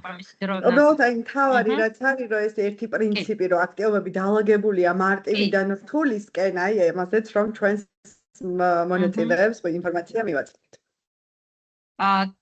კი, ნახეთ, ალბათ ბევრი თქვენგან იყენებს ხოლმე ზოგადად აი ვორკშიტებს, რაც სამუშაო ფურცლებს, რაზეც უკვე გამზადებული აქტივობებია და ინტერნეტში მრავლად მოიპოვება ხოლმე. მე ამ შემთხვევაში უფრო რესურს ოთახში რის შესაძლებლობაც მქონდა ხოლმე ვეცადე, რომ იმათთვის ფოტოები გადამეღო და ესენი ჩამეკრა. მიუხედავად იმისა, რომ აი ხშირად როდესაც ესე დასურათებულ რაღაცა შევხედავთ ხოლმე, დაახლოებით ხვდებით რა აქტივობა უნდა იყოს განხორციელებული, თუმცა მიუხედავად ამისა, მაინც მნიშვნელოვანია, რომ დეტალურად იყოს ხოლმე აღწერილი ეს აქტივობა, იმიტომ რომ რეალურად დოკუმენტი იქნება იმისთვის, რომ დავუშვათ მე დღეს არ ვარ სკოლაში და შეიძლება ჩემმა კოლეგამ განახორციელოს ეს აქტივობა, ან შეიძლება მე წავიდე სხვას მოუწიოს, ან მე თუ ვიტყვი, რომ ეს აქტივობა უკვე ასე ვთქვათ კარგად იცის, რომ მანაც განახორციელოს სხვა ასე ვთქვათ სხვა პირმა და ზუსტად იყოს ინსტრუქცია მითითებული. ამ შემთხვევაში გვიწერია კონკრეტულ აქტივობაში, რომ დაჭერილი გვაქვს გეომეტრიული ფიგურები, ოღონდ არის რაღაცა ერთი ფერის და სხვადასხვა ზომის და ეს ყველაფერი მოსწავლემ უნდა დაახარისხოს, როდესაც გავდივართ გეომეტრიულ ფიგურებზე და ასევე აზროვნებით უნარებზე, რომელიც კატეგორიზაციასაც მოიცავს. ეს ყოველივე იმისთვის, რომ მხოლოდ საკლასო ოთახში არ იყოს, ამისთვის მშობელთან გვაქვს სარეკომენდაციო აქტივობა, რომელიც მოიცავს, რომ თუნდაც ვიქნებით ქუჩაში ან სახლში, რომ შესთავაზოს სხვადასხვა ფიგურები ან საყოფაცხოვრებო ნივთები, რომელსაც აქვს მაგალითად წრის ფორმა, შეიძლება იყოს თეფში, კედლის საათი, შეიძლება იყოს რაღაცა მართკუთხედის ფორმა, სიტყვაზე ვთქვათ, ფანჯარა, ოთხკუთხედის და ასე შემდეგ და ასე შემდეგ. ეხლა დეტალებში აღარ ჩავალ, რაც შეეხება მიმდევრობას, აქაც გვაქვს ესე დაწყვილებული, რომ უნდა იყოს როგორც ჩანს რაღაცა ოთხკუთხედი რაღაცა კონკრეტული ფიგურა, სამკუთხედი, ოთხკუთხედი, სამკუთხედი და უნდა ამოარჩიოს ამ შემთხვევაში, აქაც გვაქვს ვარიანტები, რომ გააგრძელოს, აუცილებლად უნდა ამოარჩიოს მათ. შემდგომ, რა თქმა უნდა, გართულებული იქნება ის, რომ ვარიანტები არ ქონდეს და თვითონ უნდა მოიფიქროს კონკრეტულად, რომელი უნდა იყოს და ასე შემდეგ. ქვემოთ ჩამოვალ მაშინ წერით აქტივობებზე, რომ ბევრი აღარ გავაგრძელო, აქაც ხედავთ, რომ თუნდაც ამ სიტყვა ზარის დაწერის წინაპირობა, რადგან ძალიან რთულად გვაქვს ამ შემთხვევაში ნატიფი მოტორიკის და უშუალოდ წერილზე ვერ გადავდივართ, ამიტომ შეგვიძლია, რომ უბრალოდ სიტყვის ასოებით აწყობაზე შევჯერდეთ ამ შემთხვევაში. ამ შემთხვევაში უკვე ზარი კონკრეტული სიტყვა გვაქვს მოცემული, ასევე გვაქვს ასოები და ასევე გვაქვს ყალიბი, რაშიც უნდა ჩასვას მოსწავლემ და თან ეს ასოები კონკრეტულად უკვე თანმიმდევრულად არის დალაგებული და უკვე შემდგომ აქტივობებში გვაქვს ის, რომ კონკრეტული სიტყვა ვიზუალურად არის მოწოდებული, ბაია თუ ჩასკროლავ და აი აქ ვიზუალურად გვაქვს მოცემული, ყალიბი გვაქვს და სიტყვა დალაგებულია, თუმცა ქვემოთ როგორც ხედავთ, მხოლოდ სურათი გვაქვს და ასოები გვაქვს უკვე არეულ მდგომარეობაში და მოსწავლეს ვთხოვთ, რომ თვითონ დაალაგოს. აქვე გვაქვს სარეკომენდაციო აქტივობები, რომლებიც სახლის გარემოში რაღაცა ვიზუალურად უნდა მიაწოდოს და იმისთვის, რომ ფონოლოგიური სინთეზი და სინთეზი ამ შემთხვევაში და ანალიზი მოახერხოს, ვთხოვთ, რომ მაგალითად რომელ ასოზე იწყება კონკრეტული სიტყვა, რომ ესე გზაში იქნება მშობელთან ერთად, სახლში იქნება თუ ასე შემდეგ, რაღაცა კონკრეტული სიტყვა მაგალითად იქნება ეს შუქნიშანი, რა ასოზე იწყება, რომ ესეთი კითხვებით, მეცადინეობით სხვადასხვა გარემოში მოსწავლემ შეძლოს, იმიტომ რომ ძალიან ხშირად გვაქვს ხოლმე ალბათ დამეთანხმება ან კოლეგები, რომ მუშაობის პროცესში ბავშვები ძალიან კარგად ახერხებენ იმას, რომ რესურს ოთახში ძალიან ბევრ რაღაცას ართმევენ თავს, თუმცა ამას ვერ აკეთებენ შემდგომ საკლასო ოთახში, სახლში და ასე შემდეგ, ამიტომ ეს ჩართულობა არის ძალიან მნიშვნელოვანი. აი, სივრცით მიმართებებთან აი ამ მსგავსი მოხაზულობის ასოებს, რაც შეეხება, აქაც გვაქვს გარკვეული ტიპის აქტივობები.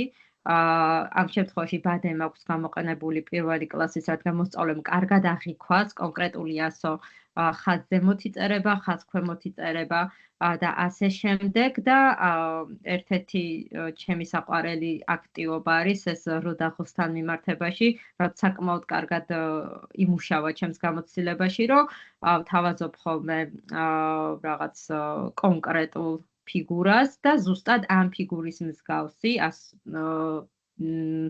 საგნები უნდა შემოხაზოს და აი მშობლის სარეკომენდაციო აქტივობა გვაქვს ამ შემთხვევაში ის, რომ რაღაცა არეულად მივაწოდოთ გადაბრუნებული და გადმობრუნებული მაგალითად წიგნები თუ ასე შემდეგ, აი აქ მშობელს ვთხოვთ არეულად დაულაგოს მაგალითად წიგნები, ქართულის, მათემატიკის და ასე შემდეგ და მოსწავლემ სწორად უნდა განალაგოს ყდაზე დაკვირვებით, რომელია ან სწორი მიმართება მისცეს და პლასტელინის გამოყენებაც ამ შემთხვევაში, რომ სწორად განსაზღვროს, რომელი იწყება რაღაცა მარჯვნიდან, მარცხნიდან ან ასე შემდეგ, რომ მოდელის მიხედვით კონკრეტული ასო გამოძერწოს. ეს კონკრეტული აქტივობები არის მორგებული ჩემს კონკრეტულ მოსწავლეზე, რომელზედაც ზუსტად ვიცი მისი ინტერესები, ვიცი სად მოძრაობს, როგორ გადაადგილდება, როგორ არის ჩართული ოჯახი ამ ყველაფერში ან ასე შემდეგ. და სხვა მოსწავლეთა, რომელსაც შეიძლება იგივე სირთულეები გააჩნდეს, შეიძლება ინტერესები განსხვავდებოდეს, ამიტომ ეს ინტერვენციის გეგმა ყველა მოსწავლესთან მიმართებაში გვიწევს, რომ იყოს ძალიან ინდივიდუალური და შესაბამისად ინტერესიდან გამომდინარე შევთავაზოთ აქტივობები როგორც რესურს ოთახში, ასევე საკლასო ოთახში და ასევე მშობელსაც არასასკოლო სივრცეში. სულ ეს იყო, რისი თქმაც მინდოდა და იმედია ინფორმაციული იქნება.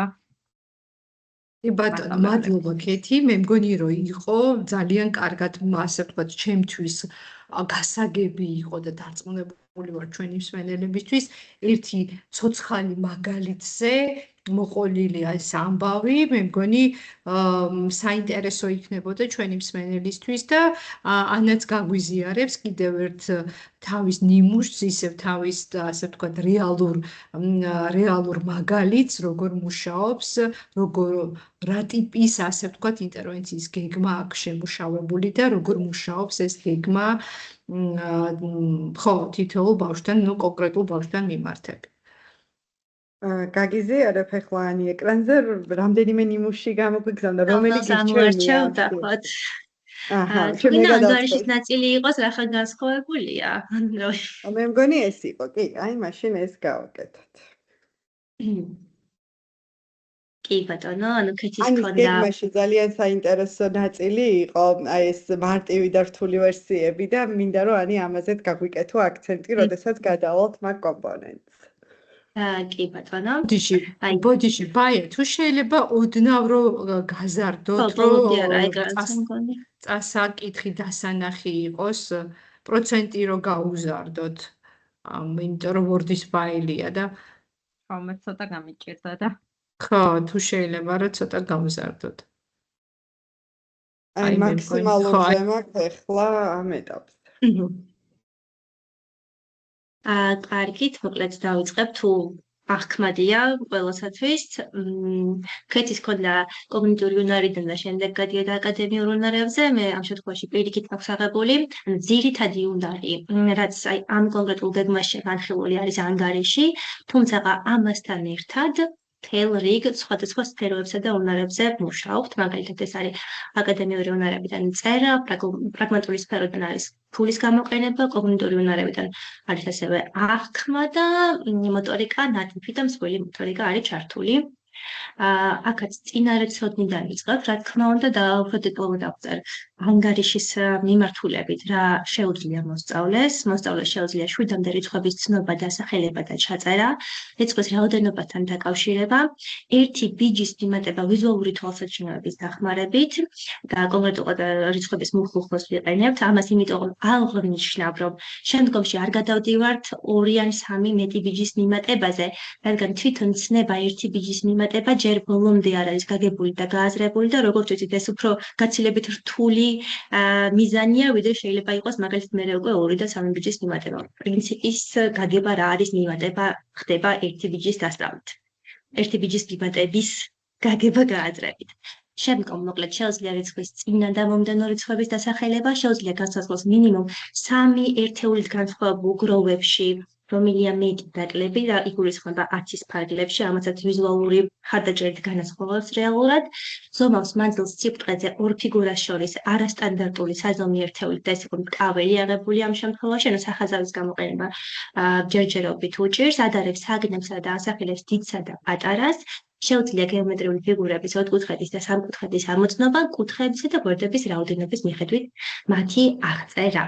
და მოსწავლემ იცის ფულის დანიშნულება, თუმცა უკვე რაც არ იცის, არის გატანილი მიზნებში, რაც არის უკვე საჭიროებები. როგორც მაგალითად დავწერთ, ძლიერი მხარეები და საჭიროებები რეალურად წინარე ცოდნაში გადმოგვაქვს ეს ძლიერი მხარეები და საჭიროებები უკვე გადაინაცვლებს მიზნებში, ყოველ შემთხვევაში მე ამით ხელმძღვანელობ, როდესაც ვცდილობ მიზნების გაწერას. პირველი მიზანი არის, რომ მოსწავლემ შეძლოს ერთიდან 10-მდე რიცხვების ცნობა, დასახელება და ჩაწერა. შემდგომ რიცხვისა და რაოდენობის დაკავშირება ამავე ფარგლებში. მოსწავლემ უნდა შეძლოს ფულის კუპიურების ცნობა, მათი იდენტურ საფასურთან დაკავშირება და განსაზღვრული მოხს ასევე რომელ მონეტას გულისხმობდა რომელ კუპიურას და მათი დალაგება ზრდადობის პრინციპით, თუმცა აქაც მეტად დაკონკრეტებულია ისევ და ისევ ამ მოსწავლის უნარებიდან გამომდინარე. შემდგომ გვაქვს პრაგმატული მიზანი და ეს მოსწავლის ინტერესებიდან და მშობელთან თანხმობითაც მოსწავლემ უნდა შეძლოს ფულის გამოყენება სკოლის ბუფეტში სასურველი პროდუქტის დამოუკიდებლად შესაძენად და აქაც თანხა გვაქვს განსაზღვრული, როცა თანხა არ აღემატება 5 ვარს და მოსწავლემ უნდა შეძლოს ბევრი ცოტა, ნაკლებია მეტიას განსაზღვრა უკვე 10-ის ფარგლებში. რა არის კავშირი საგნობრივი გეგმის მიზნებთან? აქ შეიძლება როგორც ისეგოდან საგნობრივი ნაწილიდან რაღაცები პირდაპირ გადმოვიტანოთ, პირდაპირი გადმოტანის გარდა კარგად უნდა გვესმოდეს რეალურად რაში დაეხმარება ამ საგნობრივი მიზნის განხორციელებაში. ანუ შეიძლება არც გადმოვიტანოთ მასწავლებლის საგნობრივი გეგმიდან კონკრეტული მიზნის ჩანაწერი, არამედ ჩვენი კავშირი დავინახოთ ამ მიზნებთან.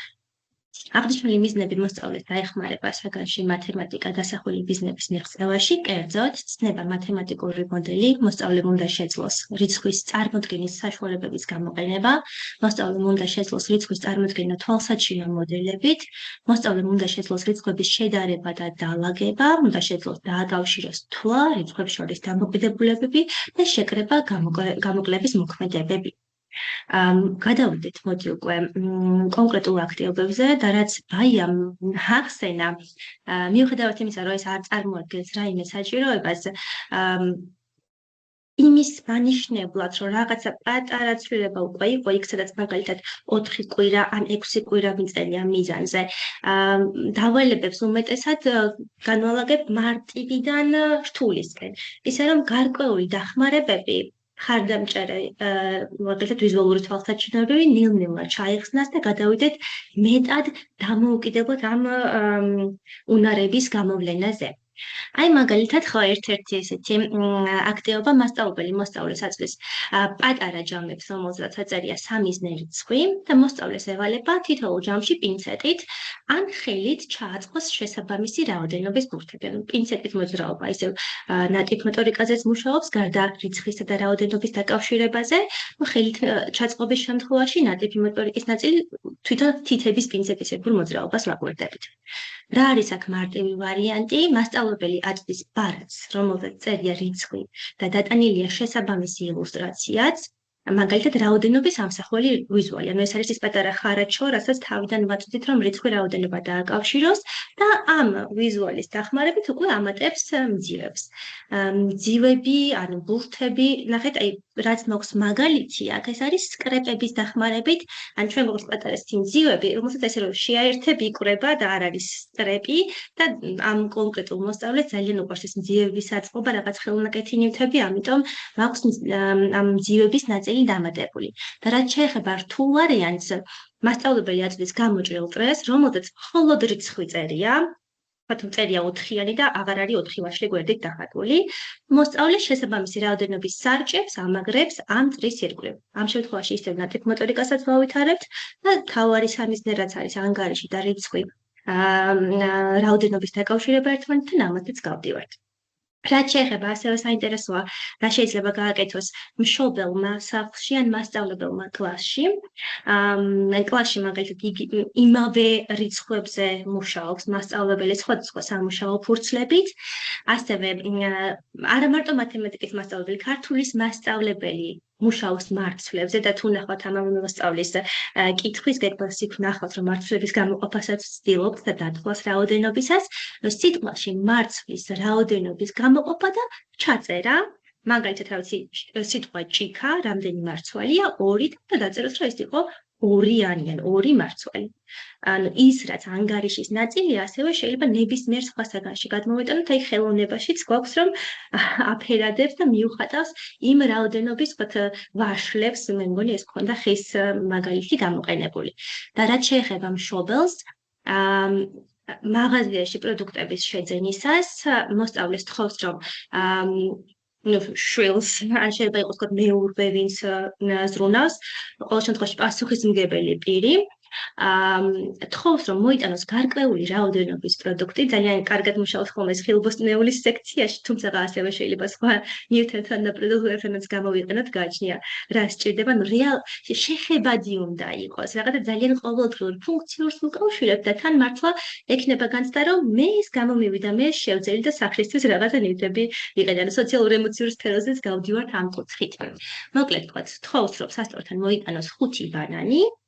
ბავშვი გიდის, ამოარჩევს ამ 5 ცალ ბანანს და შემდგომ ერთად ითვლიან და ახმოვანებენ ამ სასწორზე დადებისას.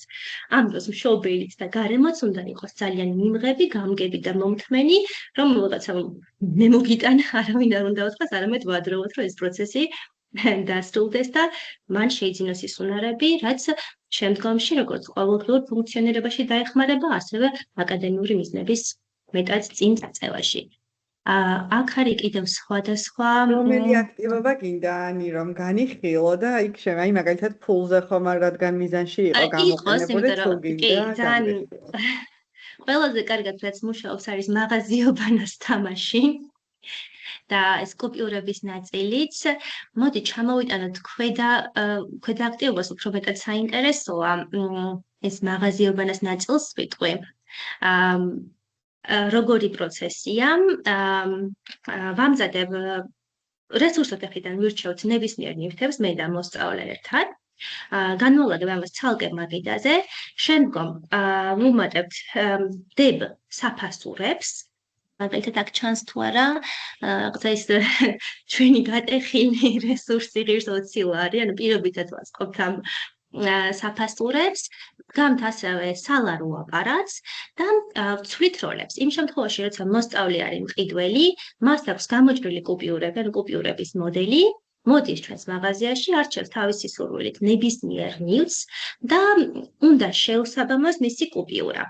მაგალითად ეს ნახევრად გატეხილი სახლის თავისი ჩხირით ღირს 20 ლარი, უნდა მითხრას ეს ნივთი მინდა მაძლევს ამ 20 ლარიან კუპიურად და შემდგომ გადავინაცვლებთ სალაროსთან ორივე ერთად, like მან უნდა აკრიფოს კუპიურის შესაბამისი რიცხვები, ვთქვათ 2-იანი, 0-იანი და მერე აწება ენდერის ღილაკი აქვს, ასევე რა თქმა უნდა გატარების იმიტაციასაც ვაკეთებ, იმიტომ რომ შემოგვაქვს თამაშის ელემენტი, რაც კიდევ უფრო მეტად სახალისოს ხდის სწავლის პროცესს, მოკლედ ათევსებს ამ სალარო აპარატში და იცვლება როლები მანამ სანამ ყველა პროდუქტი არ ამომწურება.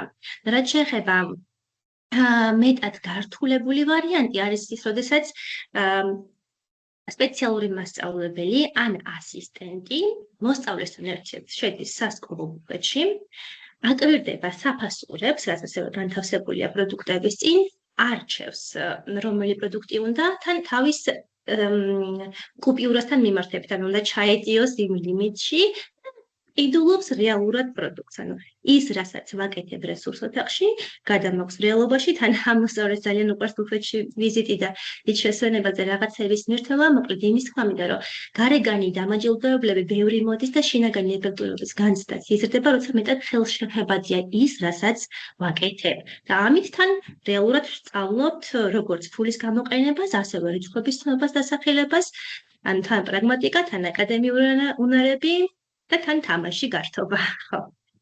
ძალიან საინტერესო რომ ასისტენტი შემოიყვანეთ, ანუ რომელ მოსწავლესთანაც მუშაობს ასისტენტი, მისი ჩართულობა თუნდაც ინტერვენციის ფარგლებში განსაზღვრული აქტივობების შესრულების პროცესში ძალიან მნიშვნელოვანი, იმიტომ რომ გარკვეულწილად არის ხოლმე აღქმა, რომ მხოლოდ საგაკვეთილო პროცესში, კლასში უწევს მოსწავლეს მხარდაჭერას და ასისტირებას. ის რომ თქვენ სპეციალური მასწავლებლის მხრიდან განსაზღვრული აქტივობების პროცესში ჩართეთ და ამის, ანუ რეალურად ესეც უნდა იყოს, მაგალითად გაგვიზიარეთ, მე მგონი ორმაგაც საინტერესო იქნება ჩვენი მსმენელებისთვის.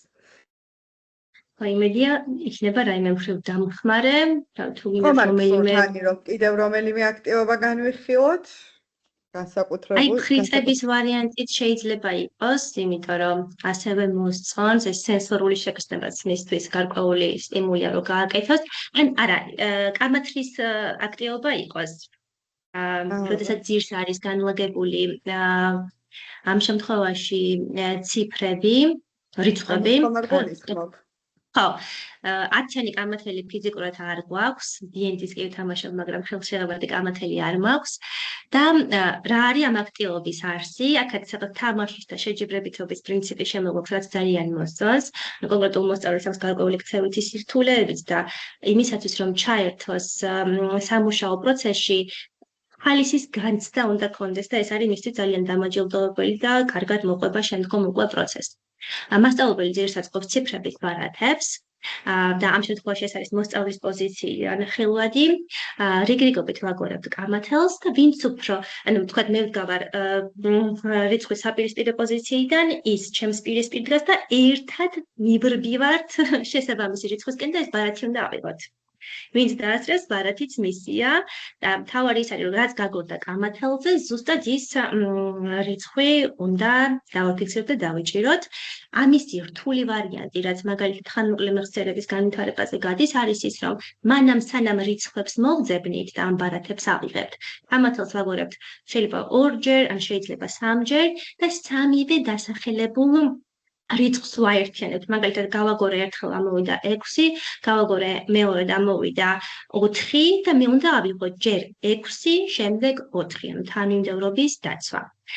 და მსგავსი აქტიობა არის სპორტის მასწავლებელთანაც, ოღონდ ეს არის უკვე რაოდენობას უკავშირებთ, უფრო მეტად ვიდრე რიცხვს, ანუ ცოტათი განსხვავებულია, მაგრამ რახან სირბილი იყოს მოტორიკის ნაწილიდან უფრო გადმოვიტანე და გავაერთიანე, რა ვხსნათ, მაგალითად, კედლები გვაქვს ეს რესურსი სკოლაში, ამ კედლებს სპორტის მასწავლებელი განათავსებს სხვადასხვა მხარეს, მაგალითად, რაც პირდაპირ დევს 5 კედლი მარცხნივ არის, 3 კედლი მარჯვნივ არის. 7 კედლი ასახელებს რიცხვს და მოსწავლემ უნდა გაიქცეს სწორი მიმართულებით და წამოიღოს შესაბამისი დასახელების, შესაბამისი რაოდენობის კედლები და მოიტანოს მასწავლებელთან. ესე ძალიან სახალისოს ხდის პროცესს და თან ამ აკადემიურ უნარზეც გავდივართ. პრინციპში აქ ლინკიც მაქვს კამათელის, ძალიან ადვილად მოპოვებადი, იმედი მაქვს რეალურ კამათელსაც მოვიტან. დიდი მადლობა, ყურადღებით გისმენდით მეცანი და ძალიან საინტერესო აქტივობები წარმოგვიდგინეთ და მეც ვახსენებ ასისტენტის ფუნქციას, ამას გავუსვა მხავს, როგორც ბაიამ ახსენა, იმიტომ რომ ჩვენს კითხვაში სწორედ იყო ერთ-ერთი შეკითხვა არის და შემოთავაზება თუ თხოვნა არის, რომ ერთ-ერთი ვებინარი დავუთმოთ ასისტენტის ფუნქციას და მათ მოვალეობებს და მე მგონი საინტერესო ბმა შეიძლება გავაკეთოთ აი ამ ვებინარის ასისტენტთან მიმართებით და ვთქვათ, როლები როგორ არის გადანაწილებული, პასუხისმგებლობები სამწუხარო რეალობაა და ალბათ ეს ერთ-ერთი ჩვენი სისტემური, ასე ვთქვათ, გამოწვევაა და მნიშვნელოვანია დროულად მოხდეს ამ მიმართულებით მუშაობა, რომ შევქმნათ ასისტენტის სტანდარტი, სამუშაო აღწერილობა არსებობს, თუმცა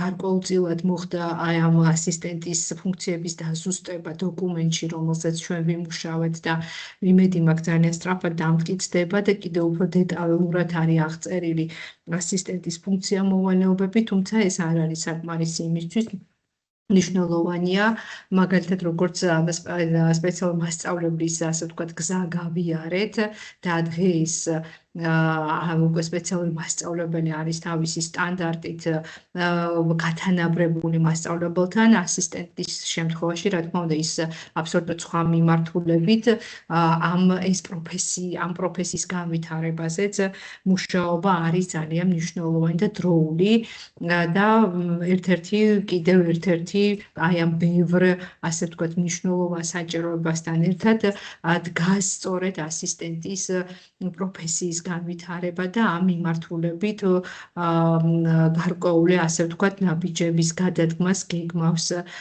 მანდატური სამსახურთან, სამინისტრო მანდატურის და სხვა უწყებებთან თანკოლაბორაციის, თანამშრომლობის, იმიტომ რომ ეს არის მიმართულება, რომელიც ვთქვათ, მასწავლებლის სახლიც მუშაობს და ვთქვათ, პოლიტიკის ნაწილში განათლების სამინისტრო იქნება პასუხისმგებელი და გარკვეულწილად პასუხისმგებლობა ჩვენსეც როგორც მანდატური სამსახურს საფეხურზე, როგორც ინკლუზიური განათლების განვითარებაზე და მის სერვისების შემუშავებაზე და განხორციელებაზე პასუხისმგებელი უწყება, ჩვენც ასევე ვიღებთ ჩვენ წილ პასუხისმგებლობას ამ ნაწილში.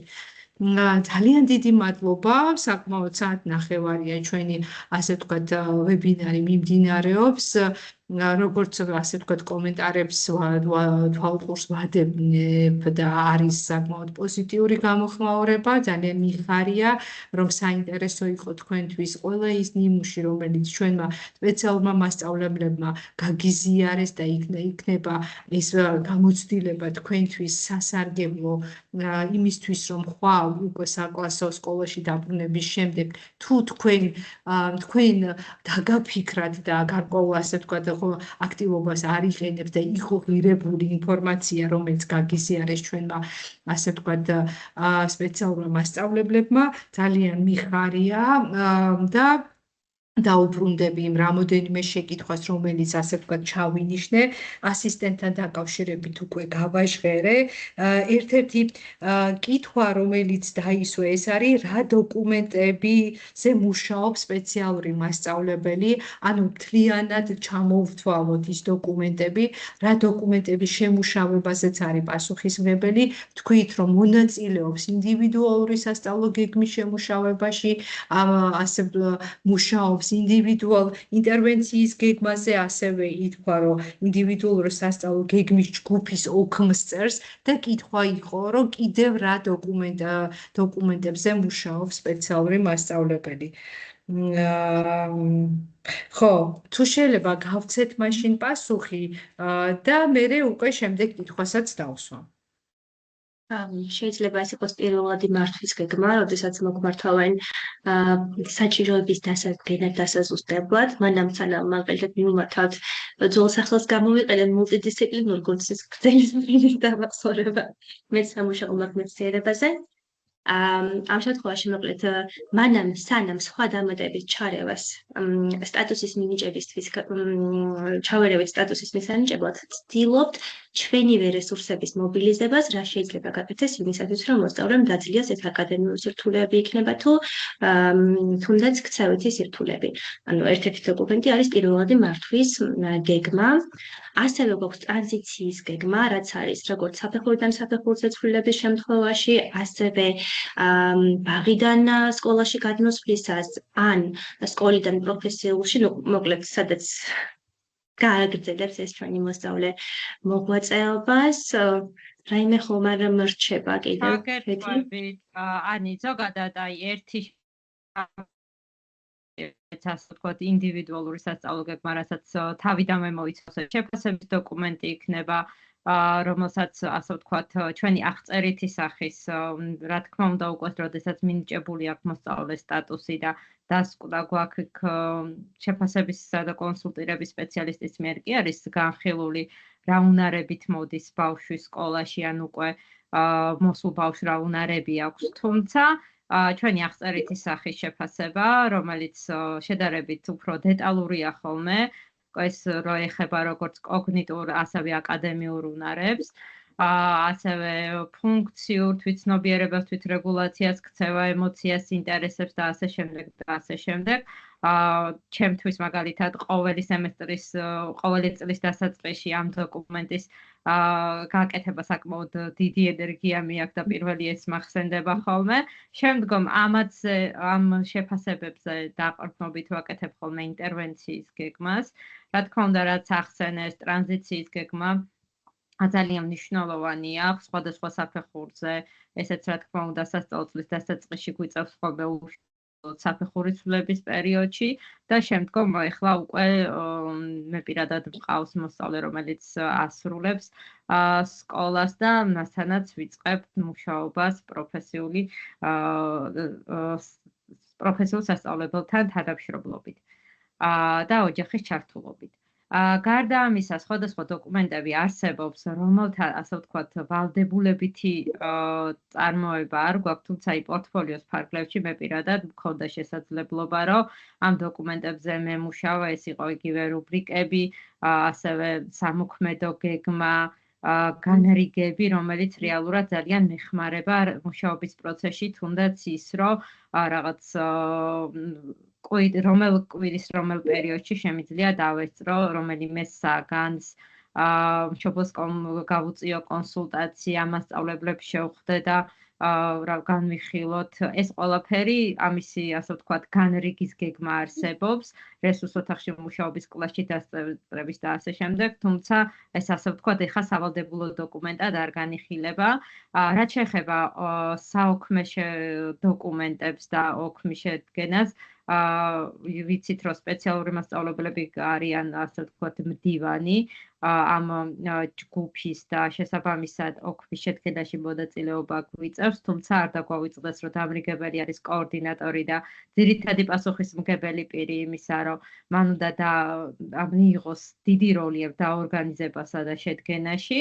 და ეს დოკუმენტები, აი რუბრიკები მაგალითად, რომელსაც მუშაობის პროცესში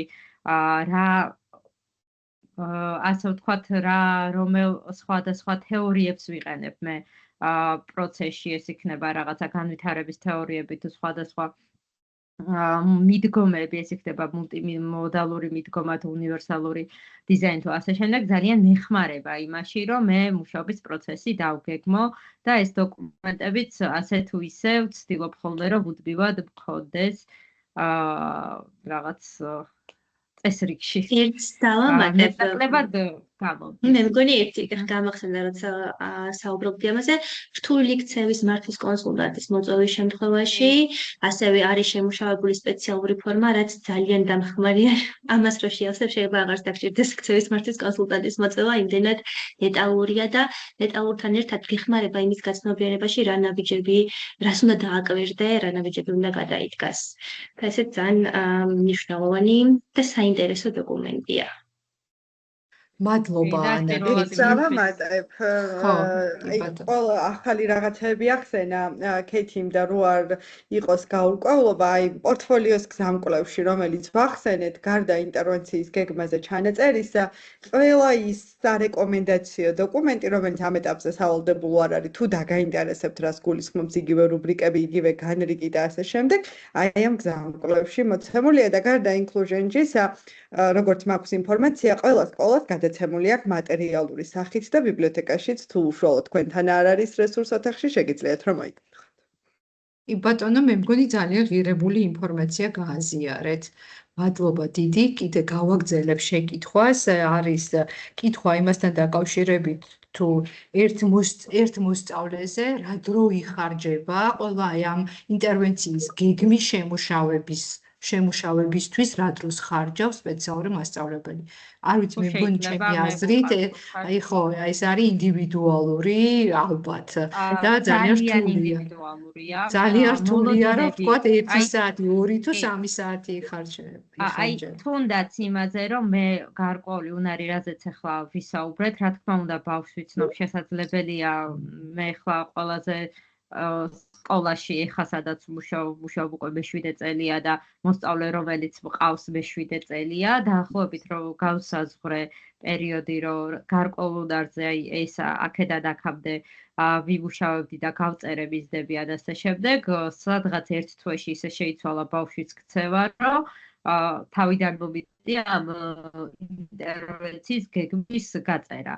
ამას რა თქმა უნდა წინასწარ ვერ გავსვეღოთ, შეიძლება მე სექტემბერში გავწერო ეს გეგმა ისე, რომ იდეალურად მივყვე ამ გეგმას 3 თვის შემდეგ დაახლოებით მონახაზი გავაკეთო, შემდგომ და ამას გავყვე ბოლომდე, თუმცა შესაძლებელია, რომ რამდენიმე კვირაში კი არა, 2 კვირაშიც მომიწიოს სრულად შეცვლა და ამას ესე, რომ მით უმეტეს, როდესაც გინდა, რომ რაღაც კარგად მოამზადო დოკუმენტი და მისთვის საინტერესო აქტიობებით იყოს ეს ყველაფერი გაჯერებული, რა თქმა უნდა, თუნდაც ეხა ეს მე რაც წარმოვადგინე, ამის უკვე რაღაცა გარკვეული ბაზა რო გააქვს, თითო უნარზე სამუშაოდ, იქედან ამოარჩევ რაღაც აქტიობებს, მოარგებ ის ინტერესებს და გაწერდა. როცა ნოლიდან იწყებ, რა თქმა უნდა, გამოცდილებაც რო არ გაქვს, ბევრად მეტი დრო მიაქვს.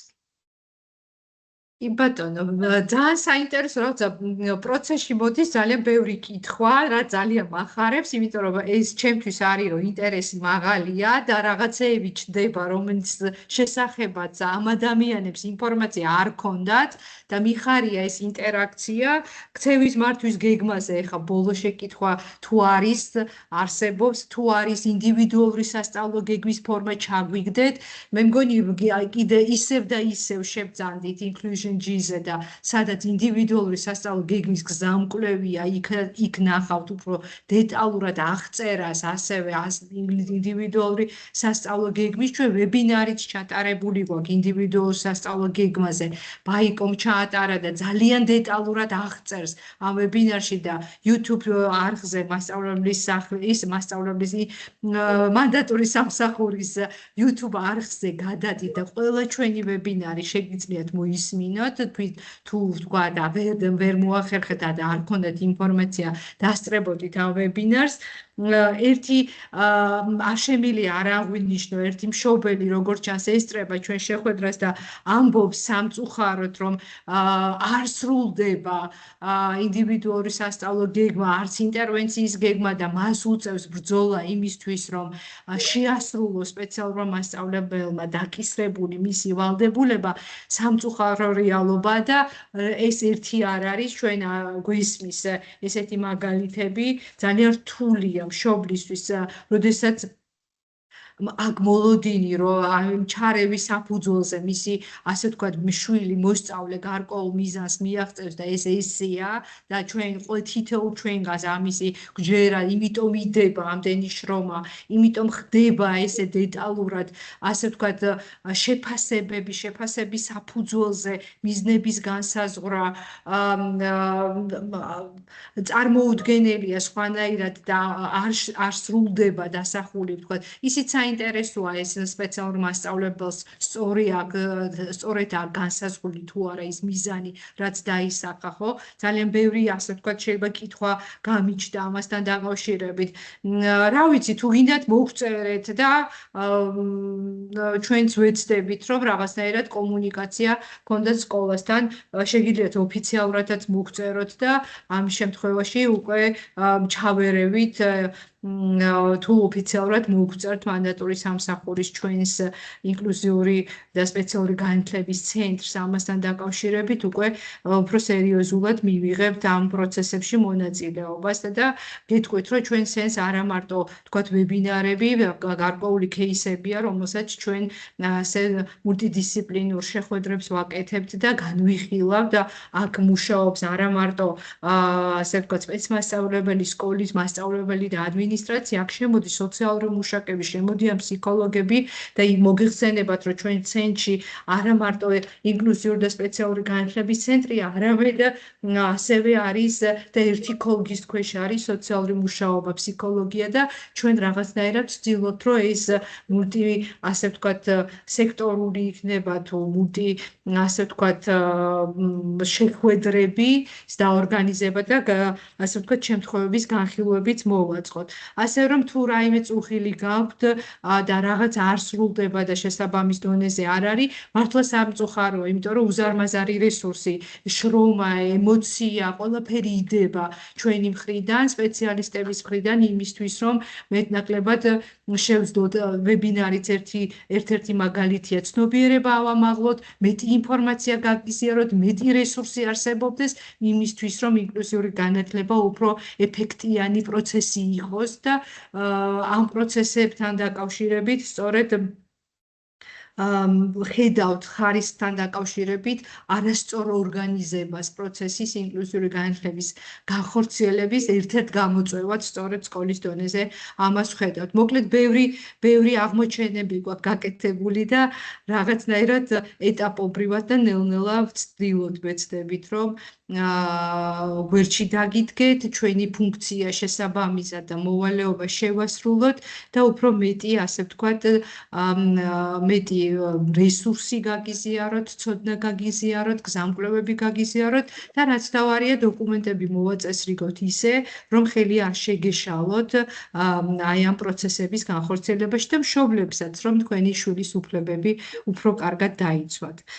რა ვიცი, მე მგონი ძალიან გაგვიგრძელდა, ჩვენ კიდევ გადავხედავთ ამ შეკითხვებს და ვთქვათ პასუხებსაც მოვიწერებით. ეტაპობრივად ვუპასუხე ხო, ვუპასუხებთ და რა ვიცი, ძალიან დიდი მადლობა მინდა გადაგიხადოთ, იმიტომ რომ დასწრებაც საკმაოდ მაღალია და ინტერესი და ეს იმას ნიშნავს, რომ რაღაცა ღირებულს ვაზიარებთ და რა ვიცი, თუ გნებავთ მოიწერეთ, ნამდვილად ჩავინიშნეთ ის, რომ ასისტენტისთან დაკავშირებით გინდათ ვებინარი, აქვე დავაანონსებს, ძალიან საინტერესო ვებინარი გვექნება და ასე ვთქვათ, კვირეული სმენასთან დაკავშირებით, ეს იქნება თებერვლის ბოლოს, მარტის დასაწყისში და რაღაცა რახან დაგეგმილია სმენასთან დაკავშირებით ამ შემდეგ ვებინარის გაკეთება, ჩატარება და ეს არ იქნება მარტო საგანმანათლებლო საჭიროების მქონე მოსწავლეებისთვის, ზოგადად სმენასთან დაკავშირებით გარკვეულ კვირეულს ვაკეთებთ, თუნდაც ვთქვათ, ხმამაღალი მუსიკის მოსმენას რა გავლენა შეუძლია მოახდინოს მოსწავლის სმენაზე, რადგან შემდეგ ეს იწვევს გარკვეულ პრობლემებს, ამასთან დაკავშირებითაც ერთი ასე ვთქვათ შეხვედრა ჩატარდება და ასისტენტთან დაკავშირებით გპირდებით, რომ კიდევ ერთ დამატებით ასე ვთქვათ ვებინარს გავაკეთებთ. არა დამატებით, არამედ სასწავლო წლის ბოლომდე ეს ვებინარების ციკლი გაგრძელდება. კიდევ ერთხელ დიდი მადლობა. წარმატებებს გისურვებ, დიდი მადლობა ჩემს ასე ვთქვათ თანამონაწილეებს, მინდა გადაუხადო ბაიას, ქეთისაც და ანასაც, ძალიან საინტერესოდ გაგვიზიარეს ინფორმაცია და ყველას წარმატებებს გისურვებ და დროებით დაგემშვიდობებ.